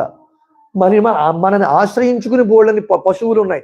మనం లేవండి మేము ఏమి ఆవులు పెంచట్లేదండి, పాలు తాగుతున్నాం కదండి, ఎక్కడుంటే ఎక్కడ, అంతే కదా. అవన్నీ రక్షింపబడితేనే నువ్వు పాలు తాగులుస్తున్నాం మనం. పశువునాం రూపం అన్నసి, వాటికి అన్నం కావాలి, అవన్నీ అన్న సమృద్ధి కలిగి ఉండాలి. అంతేకాదు ఈ అన్న సమృద్ధి కేవలం ఈ దృష్టితోనే ఉండకుండా ఇంద్రియాలకు అన్నం పెట్టడం అనే భావన మనకి ప్రతిదీ ఏంటి, కంటికి నచ్చింది ఏదో చూడాలని ఉంటుంది, అవునా కదా. సినిమా రిలీజ్ అయింది వెంటనే చూసేయాలి. ముక్కుకి వాసన, ఇంద్రియాలతోనే అనుభవిస్తూ ఉంటాం అన్ని. పశూనాం రూపం. ఇవన్నీ ఇంద్రియాలని పోగొడుతూ ఉంటే ఆ వాటికి మనకి పెద్ద తేడా ఏం లేదు. అవునా కదా? ఆలోచించండి ఒకసారి. ఇంద్రియాలకి సుఖపెట్టడమే లక్ష్యంగా చేసుకుంటే ఈ సూక్తం వినక్కర్లేదు, మనం ఏమి పెద్ద అవసరం ఏం లేదండి. అందుకని నాకు నీ అనుగ్రహం కావాలి, ఈ ఇంద్రియములకు అతీతమైనటువంటి ఆమెని మనం పొందగలగాలి. పశూనాం రూపమనస్సమయి శ్రీహి, ఆవిడ కావాలి లక్ష్మి, ఇంద్రియాతీత ఆవిడ. కర్దమేన ప్రజాభూత, కర్దముడు చిక్లీతుడు ఇలాంటి పుత్రులు ఉన్నారు లక్ష్మీదేవికి. పుత్రులుగా పొందింది వాళ్ళు, పుత్రులుగా అనుగ్రహించింది వాళ్ళని. ఎవరెవరు? కర్దముడు, చిక్లీత ఇత్యాది వాళ్ళు ఋషులు. ఒక రకంగా ఈ సూక్తాన్ని చెప్పింది వాళ్ళే. కర్దమైన ప్రజాభూత, కర్దముడి వల్ల నువ్వు ప్రజాభూత సంతానాన్ని పొందిందాని అయ్యావు. మయి సంభవ కర్దమ, మయి సంభవ కర్దమ. ఓ కర్దమ, నువ్వు కర్దముడి వల్ల కదా తల్లి అయ్యావు. మాతృస్థానం ఎలా వచ్చింది? ఒక బిడ్డని కన్నావు. ఎవరైనా కర్దముడు చిక్లీతుడు, కర్దమైన ప్రజాభూత, మయి సంభవ కర్దమ, శ్రియం వాసయ మేకులే. కర్దముడితో చెప్తున్నాడు ఈ మాట. కర్దముడు అంటే ఎవడు? ఇప్పుడు లక్ష్మీదేవికి కుమారుడు. ఆయనతో చెప్తున్నాడు, కర్దమా మయి సంభవ శ్రియం. లక్ష్మీదేవి మీ అమ్మ అన్నాడు? అనలేదు, మా అమ్మ అన్నాడు. శ్రియం వాసయ మేకులే. తర్వాత ఏంటండి? మాతరం అన్నాడు తప్ప మీ అమ్మ అనలేదు, మనమ్మ అనలేదు, అమ్మ అన్నాడు. అమ్మ కర్దముడికేనండి, నాకు అమ్మే. లక్ష్మీదేవి ఎవడికి అమ్మ కాదు. కర్దమైన ప్రజాభూత మయి సంభవ కర్దమ, శ్రియం వాసయ మేకులే. మేకులే అంటే నా కులంలో, అంటే నా క్యాస్ట్లోనా. కులం అంటే అదే కదండి అర్థం. ఇప్పుడున్న అర్థం అదే కదా, ప్రపంచం అంతా వాడుతున్న అర్థం కులం అంటే అదే కదా. కాదా చెప్పండి? మేకులే అంటే నా ఇంట్లో అందం కూడా అర్థం ఉంది. వాళ్ళ కులంలో అంటాం. వాళ్ళ కులంలో అంటే ఫ్యామిలీ కోర్ట్ అనే క్యాస్ట్ అనే కాదు అర్థం. వాళ్ళ కులంలో అంటే వాళ్ళ ఇంట్లో, వాళ్ళ సంప్రదాయంలో అని అర్థం. ఆ రకంగా వాడతాం. మేకులే అంటే అసలైన అర్థం ఇంకోటి. మేకులే అనే అర్థం. కులం అంటే నాలో, కౌల మార్గ తత్పర సేవిత, కులాంగన కులాంతస్థ కౌళిని కులయోగిని. ఆ కులంలో ఉంటే నా మూలాధారంలో ఉన్నటువంటి అమ్మ ఎవరైతే ఉందో అక్కడ ఆవిడే కులాంగన. మూలాధార శక్తి, ఆ శక్తిని గురించి శ్రీ సూక్తం అంతా అస్త్ర రహస్యం ఇదంతా దాని గురించే చెప్తోంది ఇక్కడ. ఏంటిది? ఇరుక్కు ఎక్కడున్నావు ఇప్పుడు? మనసః కామమాకూతిం వాచ సత్యమశీమే పశూనాం రుక్మనస్సమయి కర్దమైన ప్రజాభూత. అక్కడ మయి సంభవ కర్దమ, శ్రియం వాసయ, శ్రియం లక్ష్మిని, వాసయ మేకులే, మాతరం పద్మమాలిని. మాతరం అంటే అమ్మ. కర్దముడితో చెప్తున్నాడు, అమ్మని ఒకసారి మా ఇంటికి కూడా పంపించు. బాగుంది కదా ఇది వినడానికి. మీ అమ్మ లేదు, మా అమ్మ లేదు, అమ్మను ఒకసారి మా ఇంటికి కూడా పంపించి. ఎంత దగ్గరతనంగా ఉందండి మాట్లాడటంలో కర్దముడితో. కర్దమైన ప్రియాభూత మయి సంభవ కర్దమ, శ్రీయం వాసయమేకులే. నీకు నాకు కూడా అమ్మే అని చెప్పడం కూడా ఉంది ఒక రకంగా. మాతరం పద్మమాలిని, శ్రీయం వాసయమేకులే మాతరం పద్మమాలినీయమైనటువంటి అమ్మని పంపించు. ఆపస్త్రయంతు స్నిగ్ధాని చిక్లీత. కర్దమ చిక్లీత ఇద్దరు పిల్లలనంగా ఇద్దరితో చెప్తున్నాడు మాట. చిక్లీత వసమే గృహే నిచ దేవీ మాతరం. దేవీ అన్నప్పుడు అర్థం చెప్పేసే ముందే. మాతరం తల్లిని, అమ్మని. నిచ దేవీ మాతరం శ్రియం వాసయమేకులే. మళ్ళా అదే అర్థం. కులే అంటే ఇంకా అసలు అర్థం యోగపరంగా అర్థం చెప్తే, ఇది ఇడా పింగళ సుషుమ్న నాడులు ఉంటాయి. సుషుమ్నాంతర్గతమైనటువంటి నాడి యందు అమ్మవారు సంచరిస్తూ ఉంటుంది. అర్థమవుతుందా? ఆ కులాంగన అంటే ఆ నాడి యందు ఆవిడ ఊర్ధ్వగమనం కలిగి కిందకి తిరుగుతూ ఉంటుంది. నాడీ ప్రవాహంగా శక్తిగా, చైతన్య శక్తిగా తిరుగుతూ ఉంటుంది. ఆవిడ ఉడ్డుకనకే మనలా మాట్లాడుతూ ఉన్న మన జీవనం సాగుతోంది. అంటే నాలో నివసించుగాక. చిక్లీత నిచదేవి మాతరం శ్రీయం వాసయమేకులే. ఆర్ద్రాం పుష్కరణీం పుష్టిం. ఆర్ద్రాం అంటే ఇందాక చెప్పాం దయ, తడి అన్నాం కదా. ఆర్ద్రాం పుష్కరణీం పుష్టిం. పుష్కరణి అంటే ఆ ఏనుగు తొండములతోట్లా పట్టుకుందని పుష్కరణి అనే పేరు ఏనుగులకి. ఎవరు? లక్ష్మీదేవిని అభిషేకించేటటువంటి అటు ఏనుగులు ఉండే పుష్కరణి, ఇలా రెండు ఉంటాయి. ఆర్ద్రాం పుష్కరణీం పుష్టిం సువర్ణాం హేమమాలినీం. బంగారు కలశములతో అభిషేకిస్తూ ఉంటాయి. సువర్ణాం హేమమాలినీం. సూర్యాం భానుమండల మధ్యస్థ చెప్పాం ఇందాక. సూర్యాం హిరణ్మయీం. హిరణ్మయమైనటువంటి హితము రమ్యము చేసేటటువంటి అమ్మ. జాతవేదో మా ఆవహ. మళ్ళా ఓ జాతవేద మా యందు అనుగ్రహించు, మా యందు ఆవహింపజేయు అని చెప్తాను ఇక్కడ. తాం ఆవహ జాతవేదో. ఆర్ద్రాం యఃకరణీం యష్టిం. పుష్కరణి మీద కిందాక ఇప్పుడు యఃకరణి. పుష్కరణి అంటే లక్ష్మీదేవి యొక్క ఆ ఏనుగుల యొక్క తొండంతో పట్టుకుని అభిషేకిస్తున్నటువంటి ఏనుగులు. యఃకరణి ఆర్ద్రాం, ఆర్ద్ర అంటే దయ చెప్పుకున్నాం కదా. ఆర్ద్రాం యఃకరణి. ఇంటి యజమాని ఉన్నాడు, ఇంట్లో భార్య పిల్లలు ఉంటారు. ఎవరికి భయపడి చేస్తారు ఇంట్లో? నేను నాన్న వస్తున్నారు, దగ్గర పెట్టుకో, జాగ్రత్తగా ఉండు అని చెప్తుందా తల్లి? చెప్తారా చెప్పరా? ఆ భయం ఒకటి లేకపోతే పిల్లలు ఎలా ఉంటారండి? హోంవర్క్ చేస్తారా కనీసం? ఇప్పుడు అసలు ట్యాబ్ పట్టు కూర్చుంటారు, కంప్యూటర్ దగ్గర కూర్చుంటారు. ఇవన్నీ చెప్తున్నా భయం ఉండటం లేదు, ఆఖరికి జీవితం గురించి తెలియటం లేదు. అవునా కదా? అసలు ఈ భయం లేకుండా ఉంటే ఈ మాత్రం కూడా ఉంటారా? అలాగే లోకాన్ని నడిపించే చోట కూడా ఎవరికో ఒకరు భయపడకపోతే ఈ గాలి, ఈ వాయువు, ఈ నీరు, ఈ అగ్ని, ఈ వాతావరణం ఇవన్నీ సరిగ్గా ఉంటాయా? ఎవరికో భయపడి చేస్తున్నాయి ఇవన్నీ. భీషాస్మాత్ వాతఃపవతే భీషోదేత్ సూర్య. ఎవరికి భయపడి సూర్యుడు ఉదయిస్తున్నాడో, ఎవరికి భయపడి వాయువు వీస్తున్నాడో వాడు పరమాత్మ. అర్థమైందా? యఃకరణి అంటే బెదిరించి, బెత్తం పట్టుకుని. యఃకరణి అంటే బెదిరించే శక్తి అండి. అదిలించడానికి ఒక, లేకపోతే ఎంత ఆవులు ఎలా వెళ్ళిపోతూ ఉన్నా గతి తప్పకుండా ఉండడం కోసం వెనక కర్ర పట్టుకుని వెళ్తాడు. దాన్ని కుట్టేడు చంపేడు, కానీ జాగ్రత్త కోసం కదా. జాగ్రత్త కోసం యఃకరణీం ఆర్ద్రాం యఃకరణీం యష్టిం పింగళాం పద్మమాలినీం చంద్రాం హిరణ్మయీం. చంద్రాం అంటే చల్లనేది, ఆహ్లాదాన్ని ఇచ్చేది. చంద్రాం హిరణ్మయీం లక్ష్మీం. అన్ని అర్థాలు చెప్పుకున్నవే. జాతవేదో మహావహ. ఇప్పుడు రెండో రుక్కి, ఇప్పుడు చెప్పబోయే రుక్కి కూడా అర్థం. తాం మహావహ జాతవేదో లక్ష్మీం అనపగామిని. అనపగామిని అయినటువంటి లక్ష్మీదేవి, పతిని వదలనటువంటిది లక్ష్మీదేవి, మా ఎందు కూడా మమ్మల్ని కూడా అనుగ్రహించుగాక. తాం మహావహ, నా ఎందు ఆవహింపజేయు. అటువంటి లక్ష్మీదేవిని నా ఎందు ఆవహింపజేయు. ఓ జాతవేద, ఆ అనపగామిని అయినటువంటి లక్ష్మిని స్థిరంగా ఉండేలాగా. నేను వచ్చి నీ వెళ్ళిపోయింది అనుకోండి లక్ష్మి, అది మరింత బాధ. అవునా కదా? లక్ష్మీదేవి బాగా డబ్బులు ఉండబడిపోయి మొత్తం పోయింది అనుకోండి, ఇప్పుడు ఏమైంది? అది మరీ బాధ. లేకపోయినా పర్వాలేదు, అలా వచ్చిపోతే మరీ కష్టం. స్థిరం, అది చెప్తోంది ఇక్కడ. ఎంత గొప్ప మాటలు ఉన్నాయి శ్రీ సూక్తంలోని. అన్నీ మనకు నచ్చినవే. ఒకటి లక్ష్మీపరంగా అర్థం, ఇంకొకటి పైగా ఇంకొకటి చిన్న చిన్నగా ఏదో పై భావాలతో కాదు, శాశ్వతమైన మోక్షాన్ని అనుగ్రహించుగాక, అది అర్థం, అసలు అర్థం. నేను మళ్ళా జన్మించకుండా ఉండేంత స్థాయిని నాకు ఇవ్వచ్చుగాక. అప్పుడప్పుడు వస్తున్న వైరాగ్యం, ప్రవచనం చెప్పేప్పుడు లేదా వినేప్పుడు, కానీ అలా కాదు, స్థిరంగా ఉండుగాక. లక్ష్మీదేవి ఇంట్లో స్థిరంగా ఉండుగాక అని అలా అర్థం తీసుకున్నా మంచిదే. నా ఎందు చలించని దృఢమైన మనస్సు, చిత్తం ఏకాగ్రంగా ఉండుగాక అని అర్థమైతే ఇంకా బాగుంటుంది. తా మావహ జాతవేదో లక్ష్మీం అనపగామిని యస్యాం హిరణ్యం ప్రభూతం గావో దాస్యోశ్వాను. ఇందాక చెప్పిన గావహ అంటే ఆవులు, దాస్య అంటే పరివారం, సేవకులు, అశ్వాను గుర్రములు, ఇవన్నీ కూడా ఉండుగాక. విందేయం పురుషాన్ అహం. పురుషాన్ అంటే ఇందాక చెప్పుకున్న అంగబలం ఇత్యాదులు. విందేయం అంటే పొందుగాక. విందేయం అంటే పొందుగాక. పురుషానహం. ఇంకే ఉంది. తాం మహావహ జాతవేదో లక్ష్మీ మనపగామిని. అయిపోయింది. ఆఖరి 15వ రుక్కు. శ్యాం హిరణ్యం ప్రభూతం గావో దాస్యోశ్వాన్ విందేయం పురుషానహం. ఇది చెప్పి 15 రుక్కులను యహ శుచి ఇది చెప్పాడు. వెంటనే చెప్పిన మాట ఏంటి? ఇది చెప్పడగానే అందరూ డబ్బు వస్తుందని కానీ ఎప్పుడు పడితే ఎప్పుడు ప్రారంభిస్తారని తెలుసు వాళ్ళకి. శుచి ప్రయుతో భూత్వ, సూర్యోదయాత్ పూర్వమే నిద్రలేచి చాలు, అదొక్కటి మొత్తం అన్నీ అయిపోయాయి. అవునా కదా? సూర్యోదయం ముందు నిద్ర ఎవరు లేస్తున్నారండి?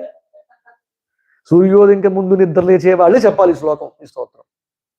ఇది భావం చదువుకోవచ్చు, మంత్రం చెప్పకూడదు. కానీ భావం చదువుకోవాలంటే సూర్యోదయానికి ముందు నిద్ర లేవాలి. ప్రభాతే శుచి ప్రీతో భూత్వ జుహుయాత్ ఆజ్యమన్వ. ఇవి హోమం కూడా చెప్పింది యజ్ఞంలో, అంటే అగ్నిహోత్రంలో హోమం చేయడం గురించి చెప్తున్నటువంటి విషయాలు.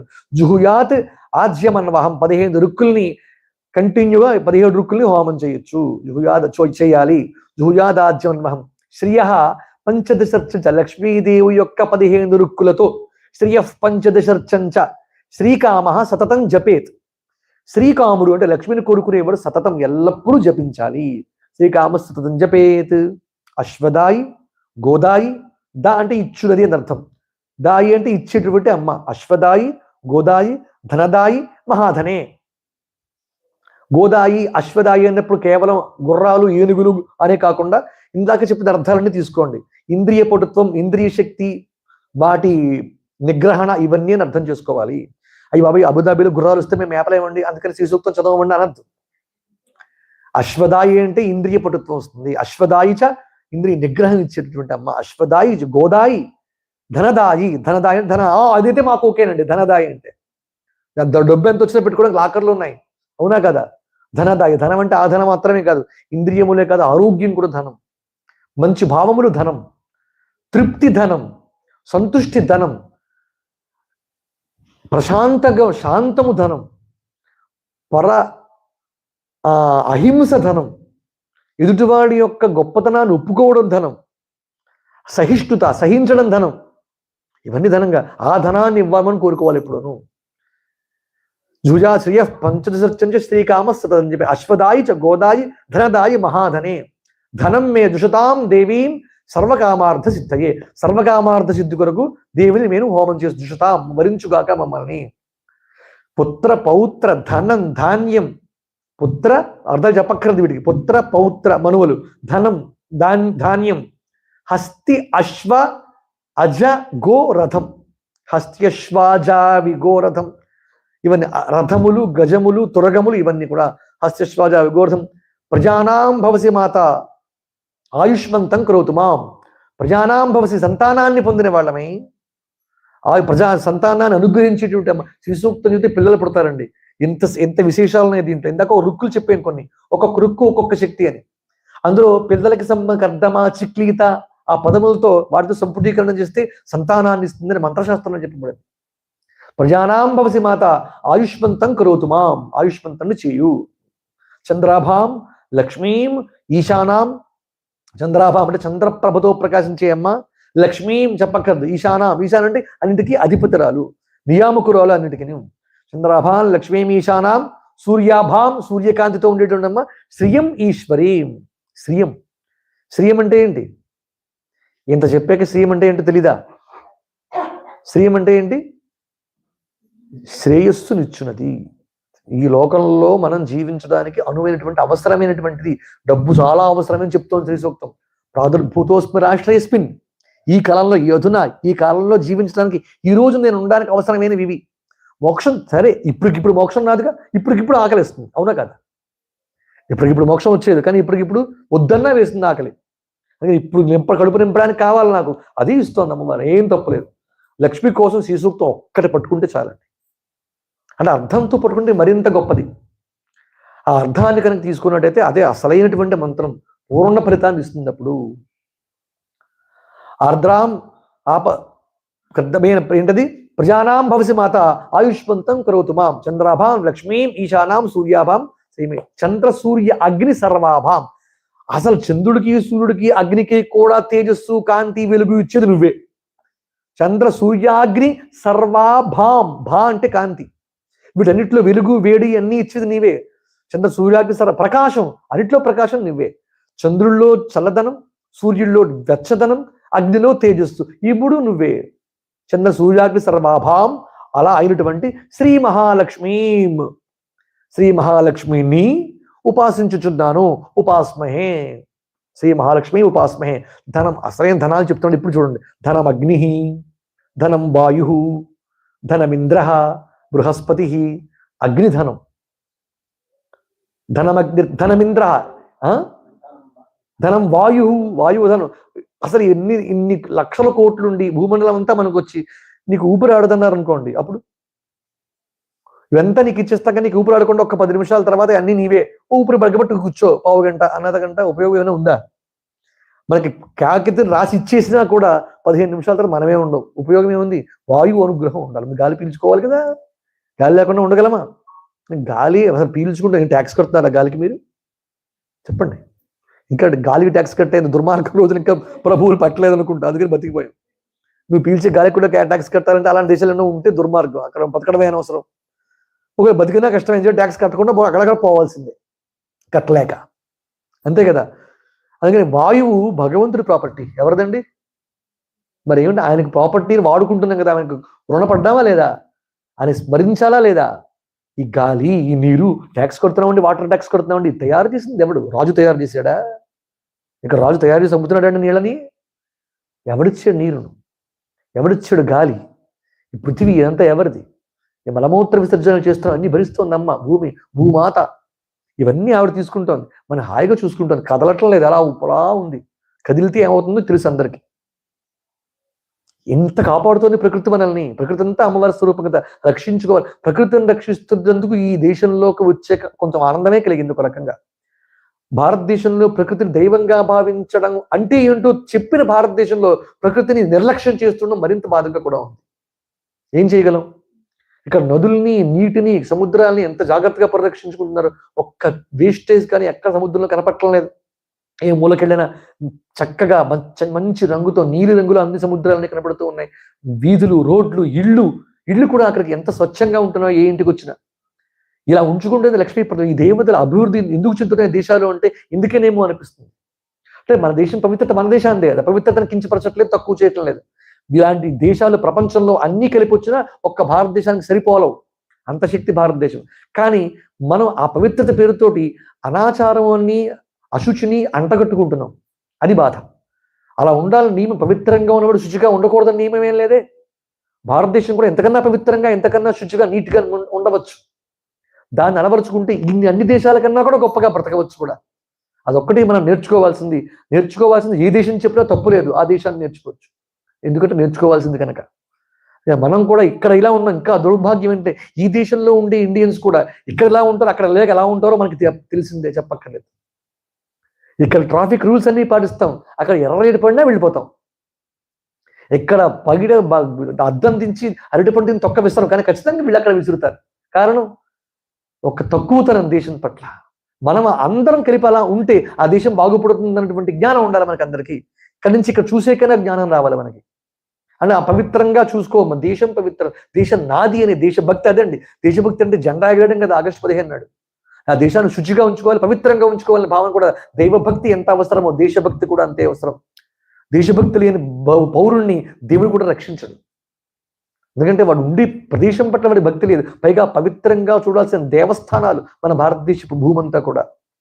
అటువంటి ప్రదేశాల్లో ఉంటూ రాముడు, కృష్ణుడు నడిచిన భూమి పట్ల మనం అసభ్యంగా ప్రవర్తించడం, అశుచిగా ప్రవర్తించడం లాంటివి చాలా పెద్ద పెద్ద నేరాలు, ఘోరాలు కూడా. ఇంకా చెప్పాలంటే వాటి శిక్షలు మన చట్టాల్లో లేకపోవచ్చు, కానీ పరమాత్మ శిక్షిస్తాడు. ప్రకృతిని పాడు చేస్తే, ప్రకోపిస్తే ప్రకృతే, పరమాత్మే ప్రకృతి రూపంలో వచ్చి శిక్షించిన దాఖలాలు చాలా ఉన్నాయి. ప్రకృతి కోపానికి ఎవ్వడూ మినహాయింపు కాదు.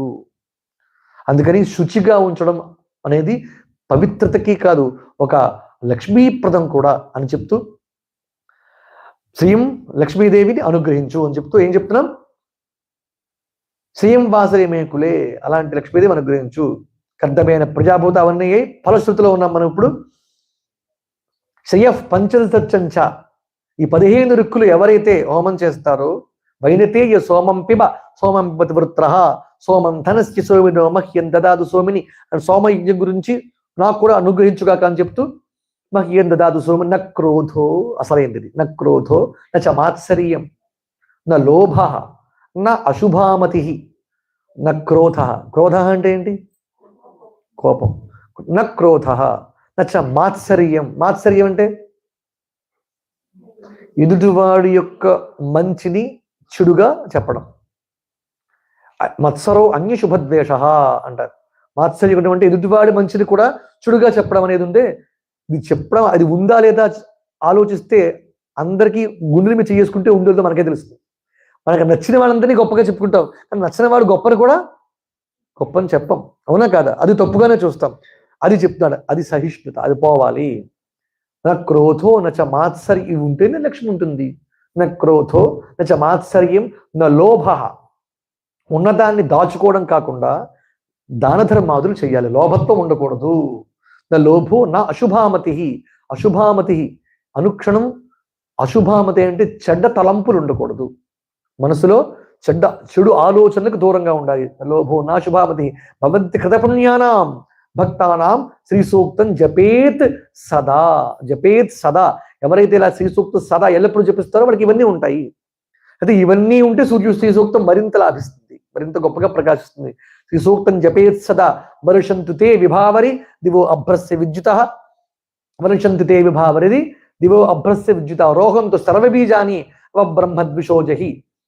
ద్విషోజహి నాకు ఉన్నటువంటి శత్రువులు నశించుగాక.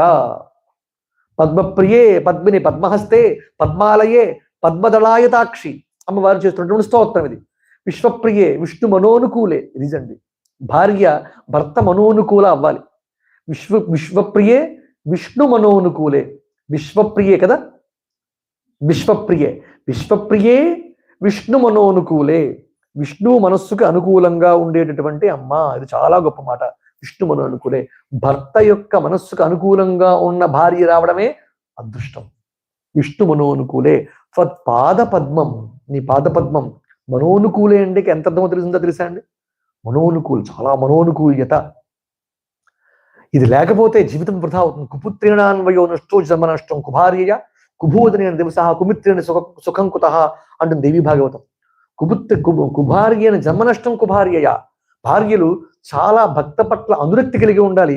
వాళ్ళు మేనేజర్, ఇంటికి హెడ్ ఎవరు? మీరే. ఎవరమ్మా? భార్యలు. మీరే నడిపించాలి ఇంటినంతటినీ. మీరు బలమైనటువంటి వారు. మీరు మనస్సుకి, భర్త మనస్సుకు అనుకూలంగా ఉండాలి. ఒక ఆవిడ, గురువు గారు ఒక ఆయన ఉన్నాడు, పెద్ద ఆయన, ఆ శిష్యుడు ఉన్నాడు. ఆయన దగ్గర ఏమో చదువుకున్నాడు. మొత్తానికి చదువు అంతా అయిపోయాక పెళ్లి చేశాడు. భార్య వచ్చింది, కొంచెం గయ్యాలి. గయ్యాలి అంటే ఏముంది చెప్పాలంటే గయ్యాలి అంటే ఏంటో చెప్పగలదు కదా. చూస్తుంటాం కదా, ఒకళ్ళసేపు జగడాలాడుతూ ఉండడం, గొడవ పడుతూ ఉండడం, ఎడ్డమంటే తిడ్డమండం, ఇంతే. ఎంతకన్నా ఉంది. ఏది వద్దంటే అది చేయడం, ఏది అవునంటే అది కాదండం. ఇలా ఉండగా ఒక రోజున పెళ్ళయింది. కొన్నాళ్ళు గడిచిన తర్వాత ఈ బాధలన్నీ చెప్పుకొని గురువు దగ్గరికి వచ్చాడు. ఒకరోజు వచ్చి బుద్ధి రోజు తండ్రి తద్దినం. ఎవరిది? ఈయనది. ఈయన వాళ్ళ నాన్నగారు ఆబ్దికం. తద్దినం పెట్టాలంటే వాళ్ళ ఇంట్లో, బ్రాహ్మణ ఇంట్లో వంట ఉండాలి. ముందు పాకం చాలా ప్రధానం ఆబ్దికానికి. ఆ వంట ఉండడం కోసం అసలు తద్దినం పెడతానంటే ఒప్పుకునేలా లేదు. ముందు రోజు గురువు దగ్గరికి వచ్చాడు. రేపు మా నాన్నగారు ఆబ్దికం ఉండి నా భార్య చూస్తే తద్దినం పెట్టేలా పెట్టినప్పుడు నా దద్దరం పెట్టేసేలా ఉంది ఇది. మా నాన్న దద్దరం పెట్టించేలా లేదు.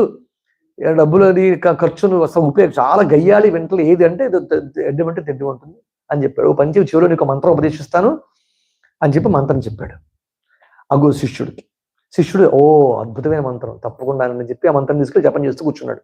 మర్నాడు ఇంకా తెల్లారితే తద్దినం, రాత్రి ఇంటికి వెళ్ళాడు. ఇంటికి వెళ్ళి పిలిచాడు వాళ్ళ ఆవిడ. ఏమేమో వెళ్ళరా, ఏంటి చెప్పండి. రేపు తద్దినం పెట్టను, రేపు తద్దినం పెట్టను. నువ్వు ఎన్ని చెప్పు, నేను రేపు తద్దినం పెట్టదలుచుకోలేదు అంతే. ఏం చేతంటే ఈ తలనొప్పులని నేను పెట్టలేకపోతే నేను పెట్టను అంతే. నువ్వెవడో పెట్టడం మానేయడానికి ఖచ్చితంగా పెట్టి తీరాలి రేపు. మనసులో సంతోషంతో ఉన్నాడు. అమ్మాయి భార్య చెప్పి మంచి మంత్రం ఇచ్చాడు అనుకున్నాడు. పోన్లే, నువ్వు పెట్టమన్నావు కానీ పెడుతున్నాను, కానీ నువ్వు ఇంకా గారెలు అప్పడాలు లేకపోతే ఇంకా పరమాన్నాలు ఇవన్నీ ఏమండక, బూర్లు గారెలు అవి వండుకో, ఏదో ఒక కూర పెట్టి పెట్టేశారు. ఏం కాదు, నేను పులిహార కూడా చేస్తాను, బూర్లు కూడా వండుతాను అవసరం అయితే. నిజంగా దద్దలో పెట్టకూడదు, అయినా సరే వండుతాను అంటున్నాడు. అమ్మయ్య మనసులో సంతోషించాడు. పోన్లే, ఇదేదో బాగుంది అనుకున్నాడు. విష్ణు మనోనుకూలే ఉందా ఇక్కడ? పాపం గురువు గారు చెప్పారు కనుక సరిపోయింది, కానీ లేకపోతే తద్దినం ఏమైందండి, పెట్టడం కుదరకపోవడం. ఆ మొత్తానికి ఈ చెప్పిన ఫలితం బాగా కనపడింది. ఏదైతే కాదంటుందో అది చేయను, ముందు అదను, అప్పుడు దానికి కాదని ఏదో అనుకుంటావో అదే చేస్తూ ఉంటుందని చెప్పాడు. అదే చేశాడు ఈయన. మొత్తానికి విష్ణు మనోనుకూలే అంటే ఇది చాలా కష్టతరమైన విషయం. విష్ణు మనోనుకూలే, కుటుంబాన్ని అంతటి నడిపే వాళ్ళు భర్తను అనుకూలంగా చూడాలి. విష్ణు పాద పద్మం, అమ్మా లక్ష్మి నీ పాద పద్మం మై సన్నిధస్వ, నా ఇందు సాన్నిధ్యం పొందుగాక. మై సన్నిధస్వ యా సా పద్మాసనస్థాయా, ఎవరైతే పద్మాసనాన్ని అధిష్ఠించి ఉందో, విపులకటితటి పద్మపత్రాయతాక్షి, పద్మపత్రం వంటి కన్నులు కలిగి చూస్తున్నటువంటి అమ్మ, పద్మపత్రం వంటి కన్నులు కలిగిన అమ్మ. పద్మపత్రాయతాకి, పద్మపత్రాలు కన్నులతో ప్రతి చోట వర్ణిస్తూనే ఉంటారండి. రామ కమలపత్రాక్ష పద్మపత్రాక్ష సర్వసప్త మనోహర. రాముణ్ణి, లక్ష్మీదేవిని, సీతాదేవిని వర్ణించినప్పుడల్లా పద్మపత్రాక్ష. యాసా పద్మాసనస్థ విపులకటితటి పద్మపత్రాగితాక్షి గంభీరావర్తనాభిస్తనభరణమిత శుభ్రవస్త్ర ఉత్తరీయ. శుభ్రవస్త్రములు అంటే ఇస్త్రీ చేసిన బట్టలనా? శుభ్రవస్త్ర అంటే తెల్లటి ట్రాన్స్పరెంట్ బట్టలు కట్టుకుని, తెల్లటి వస్త్రములు ధరించి ఉంది అంటే స్వచ్ఛమైన అని అర్థం. శుభ్రవస్త్రోత్తరీయ లక్ష్మీ దివ్యైర్గజేంద్రై, దిగ్గజములు అటు ఇటు అభిషేకిస్తూ లక్ష్మీ దివ్యైర్గజేంద్రై మడిగణ ఖచితై, రత్నములు పొదగబడిన బంగారు కలశములతోటి సువర్ణ కలశలతో జలాలను తీసుకుని అభిషేకిస్తూ ఉంటాయి. మణిగణకజితై స్నాపిత, హేమకుంభై స్నాపిత. అర్థం రూపు కట్టుకోవాలి. ఈ శ్లోకం లక్ష్మీ ఈ శ్లోకం చెప్తూ ఉంటే ఆ పేర్లు ఆ భావన అంతా మనకి మనసుకు కనపడాలి. పద్మాసనస్థ, పద్మాసనం, పద్మము ఆమె కూర్చున్న ఆసనం. విపుల కటితటి పద్మపత్రాయుతాక్షి, ఆమె గంభీరంగా కూర్చుని ఉంది. పద్మపత్రటువంటి కన్నులు కలిగి ఉంది. పద్మపత్రాయుతాక్షి గంభీరావర్త నాభి స్తన భర నమిత, వంగి ఉంది కొంచెం భారముల చేత కొంచెం వంగిన అమ్మ. స్తనభరణ శుభ్రవస్త్ర ఉత్తరీయ, చక్కటి బట్టలు కట్టుకుని ఉంది అమ్మ. శుభ్రవస్త్రోత్తరీయ లక్ష్మీ దివ్యర్గజయంత్రి, అటు ఇటు ఏనుగులు అభిషేకిస్తూ ఉన్నాయి. లక్ష్మీ దివ్యర్గజయంత్రి మణిగణఖచితై స్నాపిత హేమకుంభై నిత్యం సా పద్మహస్త, ఆ పద్మహస్త అనేటువంటి ఆమె మమ వసతు గృహే, నా ఇంట్లో ఉండుగాక. నా ఇంట్లో అంటే నా ఇంట్లో, నా ఒంట్లో ఉండుగాక. పద్మహస్త మమ వసతు గృహే సర్వమాంగళ్యయుక్త, సర్వమాంగళ్యములతో సర్వమంగళ శోభలతోనూ కూడిన ఉన్న అమ్మ మా ఇంట్లో ఎప్పుడు ఉండుగాక. సర్వమాంగళ్యయుక్త లక్ష్మీం క్షీరసముద్ర రాజతనయాం. పుట్టిల్లు అంటే ఇష్టం అండి ఆడవాళ్ళకి. ఎంత చెప్పినా ఎన్ని మాట్లాడినా, అవునా కదా చెప్పండి ఒక ముక్క. ఎన్ని కబుర్లు చెప్పినా పండుగ పుట్టింటికి వెళ్తామంటే ఎక్కడ లేని వేగం. అందుకే అమ్మవారి క్షీరసముద్ర రాజతనయాం, ఆవిడ్ని కూడా అలాగే స్మరిస్తారు. ఇక్కడ ఏమన్నారు? లక్ష్మీ పలానా క్షీరసాగరుడు కుమార్తె, విష్ణుమూర్తి భార్య అంటే చాలా ఆనందం ఆవిడకి. అప్పుడప్పుడు పుట్టిండు గుర్తు చేస్తే ఇంకా సంతోషిస్తుంది కదా. ఎప్పుడు ఉండే వెళ్ళేది, అప్పుడప్పుడు వెళ్ళేది పుట్టిల్లు. కనుక అప్పుడప్పుడు అది కూడా చెప్పాలి కనుక ఇప్పటిదాకా ఈసారి విష్ణు అని చెప్పారు, ఇప్పుడు పుట్టిల్లు చెప్తే బాగుంటుంది కదా. లక్ష్మీం క్షీరసముద్ర రాజతనయాం అంటే వాళ్ళ నాన్నగారిని గుర్తు చేసుకుంది ఒక్కసారి. అమ్మాయి సంతోషిస్తుంది. మా నాన్నతో పిలిచి పలానా ఆవిడ కుమార్తె అని పిలుస్తుంటే వీడు ఎవడో, వీడింటికి వెళ్ళిపోదాం అనుకుంటున్నాడు. క్షీరసముద్ర రాజతనయాం శ్రీరంగ, వెంటనే మళ్ళా అసలు ఆయన పేరు చెప్పాలి, శ్రీరంగధామేశ్వరి. ఆయన్ని తీర్చి చెప్పారు. దాసీభూత సమస్త దేవవనితాం, దేవవనితలంతా దాసి. సచామర రమావాణి సవ్య దక్షిణ సేవిత అంటాం కదా లలితాశాస్త్రంలో. అటు సచామర రమావాణి, రమావాణి లక్ష్మీదేవి, సరస్వతీదేవి కూడా సామరలు వీస్తూ ఉంటారు నీకు. అలాంటి త్రిశక్తి స్వరూపిణి అమ్మ. అర్థమైందా? దాసీభూత సమస్త దేవనితాం లోకైక దీపాంకురాం శ్రీమన్ మంద కటాక్షలబ్ధ విభవ బ్రహ్మేంద్ర గంగాధర. ఇది చిన్న పుణ్యం, నీ యొక్క చిన్న అనుగ్రహం. మంద కటాక్షం, కటాక్షం కడగంటి చూపు చిన్నది ఉంటేనే ఎక్కడ ఎంతటి పదవులు వచ్చే వాళ్ళకి. శ్రీమన్ మంద కటాక్షల విభవ బ్రహ్మేంద్ర గంగాధరం, నీ చూపు చిన్నది సోకితే బ్రహ్మ ఇంద్ర గంగాధరం అలాంటి వాళ్ళు అయిపోయారు వాళ్ళు. వాళ్ళంతకీ శక్తులు ఎక్కడవి? నీ చూపే. త్వాం త్రైలోక్య కుటుంబిని సరసిజాం వందే ముకుంద ప్రియాం. అటువంటి ముకుంద ప్రియ, మోక్షాన్ని ఇచ్చేటటువంటి వాడి భార్య అని చెప్పారు. ముకుందం అంటే ముక్తింద దాతీతి ముకుంద, మోక్షాన్ని ఇచ్చే విష్ణుమూర్తి యొక్క ఆకరణ చెప్పాల్సింది అదే. వందే ముకుంద ప్రియాం. అన్ని సౌభాగ్యాలు అన్న ఐశ్వర్యాలు కన్నా అసలైనది ఏంటో అది చెప్తున్నారు. వందే ముకుంద ప్రియాం అంటే మోక్షాన్ని ఇచ్చేటటువంటి అమ్మ. సిద్ధలక్ష్మి, మోక్షలక్ష్మి, జయలక్ష్మి, సరస్వతి, శ్రీర్లక్ష్మి, వరలక్ష్మీశ్చ మమ సర్వదా ప్రసన్నా భవతు. ప్రసన్న మమ సర్వదా అర్థం. తర్వాత వరాంకుశు పాశం అభీతి ముద్రాం. వర అంకుశ పాశ అభీతి. వర అంటే వరముద్ర, అభయముద్ర, పాశాంకుశమును ధరించున్నాం అమ్మ. వరాంకుశో పాశం అభీతి ముద్రాం కరైర్వహంతీం కమలాసనస్థాం. కరైర్వహంతి, ఈ 4 ధరించి ఉంది. కమలాసనస్థాం పద్మాసనం మీద కూర్చుని ఉంది. వరద అభయ హస్తములు పద్మములు పట్టుకుని ఉందమ్మా. పద్మం మీద కూర్చుని ఉంది. వరద అభయహస్తాం పద్మ. వరాంకుశౌ పాశం అభీతి ముద్రాం కరైర్వహంతీం కమలాసనస్థాం. కమలాసనం మీద కూర్చుని ఉంది. బాలార్క కోటి ప్రతిభాం. బాల అర్క కోటి. బాల అర్క అంటే ఉదయించే సూర్యుడు, అంటే పొద్దున్నే వచ్చేటువంటి సూర్యుడు కోటి కాంతితో ప్రకాశిస్తోంది అమ్మ. బాలార్క కోటి ప్రతిభాం త్రినేత్రాం. అది సంహారకారిణి అని చెప్పడం కోసమనే త్రినేత్రాం అన్నారు. బాలార్క కోటి ప్రతిభాం త్రినేత్రాం అహం భజే, భజేహం, భజేహం త్వాం జగదీశ్వరీం తాం. అలాంటి ఆమెను తాం అహం భజే, నేను భజిస్తున్నాను. సర్వమంగళ మాంగళ్యే శివే సర్వార్థ సాధికే శరణ్యే త్ర్యంబకే గౌరీ దేవి నారాయణి నమోస్తుతే. ఇది ఈ సూక్తం ఫలశ్రుతితో కూడా మనం చెప్పుకోవాలి. అలాంటి సర్వమంగళమును అనుగ్రహించేటటువంటి అమ్మ మన మనస్సులో, మన ఇళ్లలో, మన ఒళ్లలో, మన దేశంలో, మన అందరి ఇళ్లలో కూడా అందరిలోనూ అలక్ష్మిని తొలగింపబడి, దుర్భావాలు వైషమ్యాలు తొలగింపబడి, ప్రశాంతమైనటువంటి ఆనంద నిధితోటి అందరూ ఉండుగాక అని అమ్మవారిని ప్రార్థిస్తూ, మంచి అవకాశాన్ని ఇక్కడికి రావడానికి అసలు మూలకారకులు బ్రహ్మశ్రీ ఖమ్మంపాటి రాఘవరావు గారు. అబుదాబిలో ఉంటారు ఆయన, ఇప్పుడు అమెరికాలో ఉన్నారు ప్రస్తుతం. ఇక్కడ రావడానికి మూల కారణం ఆయన. ఇక్కడ మనం వచ్చినప్పుడు కూడా రువైస్కి అబుదాబికి వచ్చినప్పుడు ఎప్పుడు రువైస్ రావడం అలవాటు, రెండోసారి ఖచ్చితంగా తీసుకొచ్చారు. ఇప్పుడు కూడా ఆయన లేకపోతే అక్కడికి వెళ్ళాలని మరీ మరీ చెప్పారు. అంచేత మాకు అత్యంత ఆప్తులు కృష్ణశాస్త్రి గారు ఎన్నోసార్లు మన ఆలయానికి వచ్చారు, అనేకమైన విరాళాలు ఆలయానికి ఇవ్వడం జరిగింది. వారు ప్రతి నెల టెంపుల్ మెయింటెనెన్స్ లో భాగమై ఉన్నారు. అమ్మవారికి అత్యంత భక్తులు. ఆయన అన్నింటికన్నా నాకు నచ్చే అంశం ఏంటంటే ఆయన నాకు తెలుసు పెద్ద వేదాంత జ్ఞానాన్ని చెప్పేంత సమర్థుడు కాను, కానీ ఆయన ఎప్పుడు అడిగినా వేదాంత ధోరణిలో కొన్ని ప్రశ్నలు అడుగుతారు. ఇవాళ కూడా అడిగారు అనుకోండి, గంట సేపు అదే పట్టింది మాకు. ఆ వేదాంత ధోరణి ప్రశ్న అనేది ఉంది. ఇది నన్ను అడిగే వాళ్ళలో రెండు ఆయన ఒకళ్ళు ఉన్నారు, ఈయన ఒకరు, అంతే. ఎవరన్నా నేను జాతకాలు చూసేవాడిని కనుక నా జాతకం ఎలా ఉంది, నా డబ్బు ఎప్పుడు వస్తుంది, మా అమ్మాయి పెళ్లి ఎప్పుడు అవుతుంది, లేకపోతే ప్రమోషన్ ఎప్పుడు వస్తుంది, ఆరోగ్యం ఎలా ఉంటుంది, ఇవి అడిగేవాళ్ళే తప్ప భగవంతుడు అంటే ఏంటంటే అని వాళ్ళు ఒక్కళ్ళు లేరు. అలా ఉన్నవాళ్ళు ఎవరైనా ఉన్నారు అంటే అలాంటి వాడిని ఇచ్చినందుకు అమ్మవారికి నమస్కారం. కృష్ణశాస్త్రి గారిని ఇచ్చింది నాకు. ఆయన నన్ను అడిగినవి ఎక్కువ ఆయన సంబంధించిన కుటుంబ కోరికల కన్నా ఎక్కువ గంటల కూడా ఆయనతో ఫోన్లో మాట్లాడింది ఇలాంటి విషయాల గురించే. ఆధ్యాత్మ విషయం అంటే చాలా ఇష్టం వారికి. ఆ ఇష్టం వల్ల నాకు ఆయన మరింత ఇష్టం. మొత్తం మీద అది మరింత పెంచి ఆయనలో జ్ఞానాన్ని ఇచ్చేంత శక్తి నాకు లేకపోయినప్పటికీ ఆయన కోసం ఎంతో కొంత సంపాదించి జ్ఞానాన్ని మీకు ఇవ్వాల్సి వస్తుంది. ఆయన ఎప్పుడు ఇలాగే అడగాలి, నేను ఇంకా సాధన చేస్తూనే ఉండాలి అని మనస్ఫూర్తిగా కోరుకుంటూ, శుభం భూయాత్, సర్వే జనా సుఖినో భవంతు. ధన్యవాదः. స్వస్తి. స్వస్తి ప్రజాభ్యః పరిపాలయంతాం న్యాయేన మార్గేణ మహిం మహిషాః. గోబ్రాహ్మణేభ్యః శుభమస్తు నిత్యం. లోకాః సమస్తాః సుఖినో భవంతు. కాలే వర్షతు పర్జన్యః పృథివీ సస్యశాలినీ. యశోయం క్షోభరహితో బ్రాహ్మణాః సంతు నిర్భయాః. అపుత్రాః పుత్రిణః సంతు పుత్రిణః సంతు పౌత్రిణః.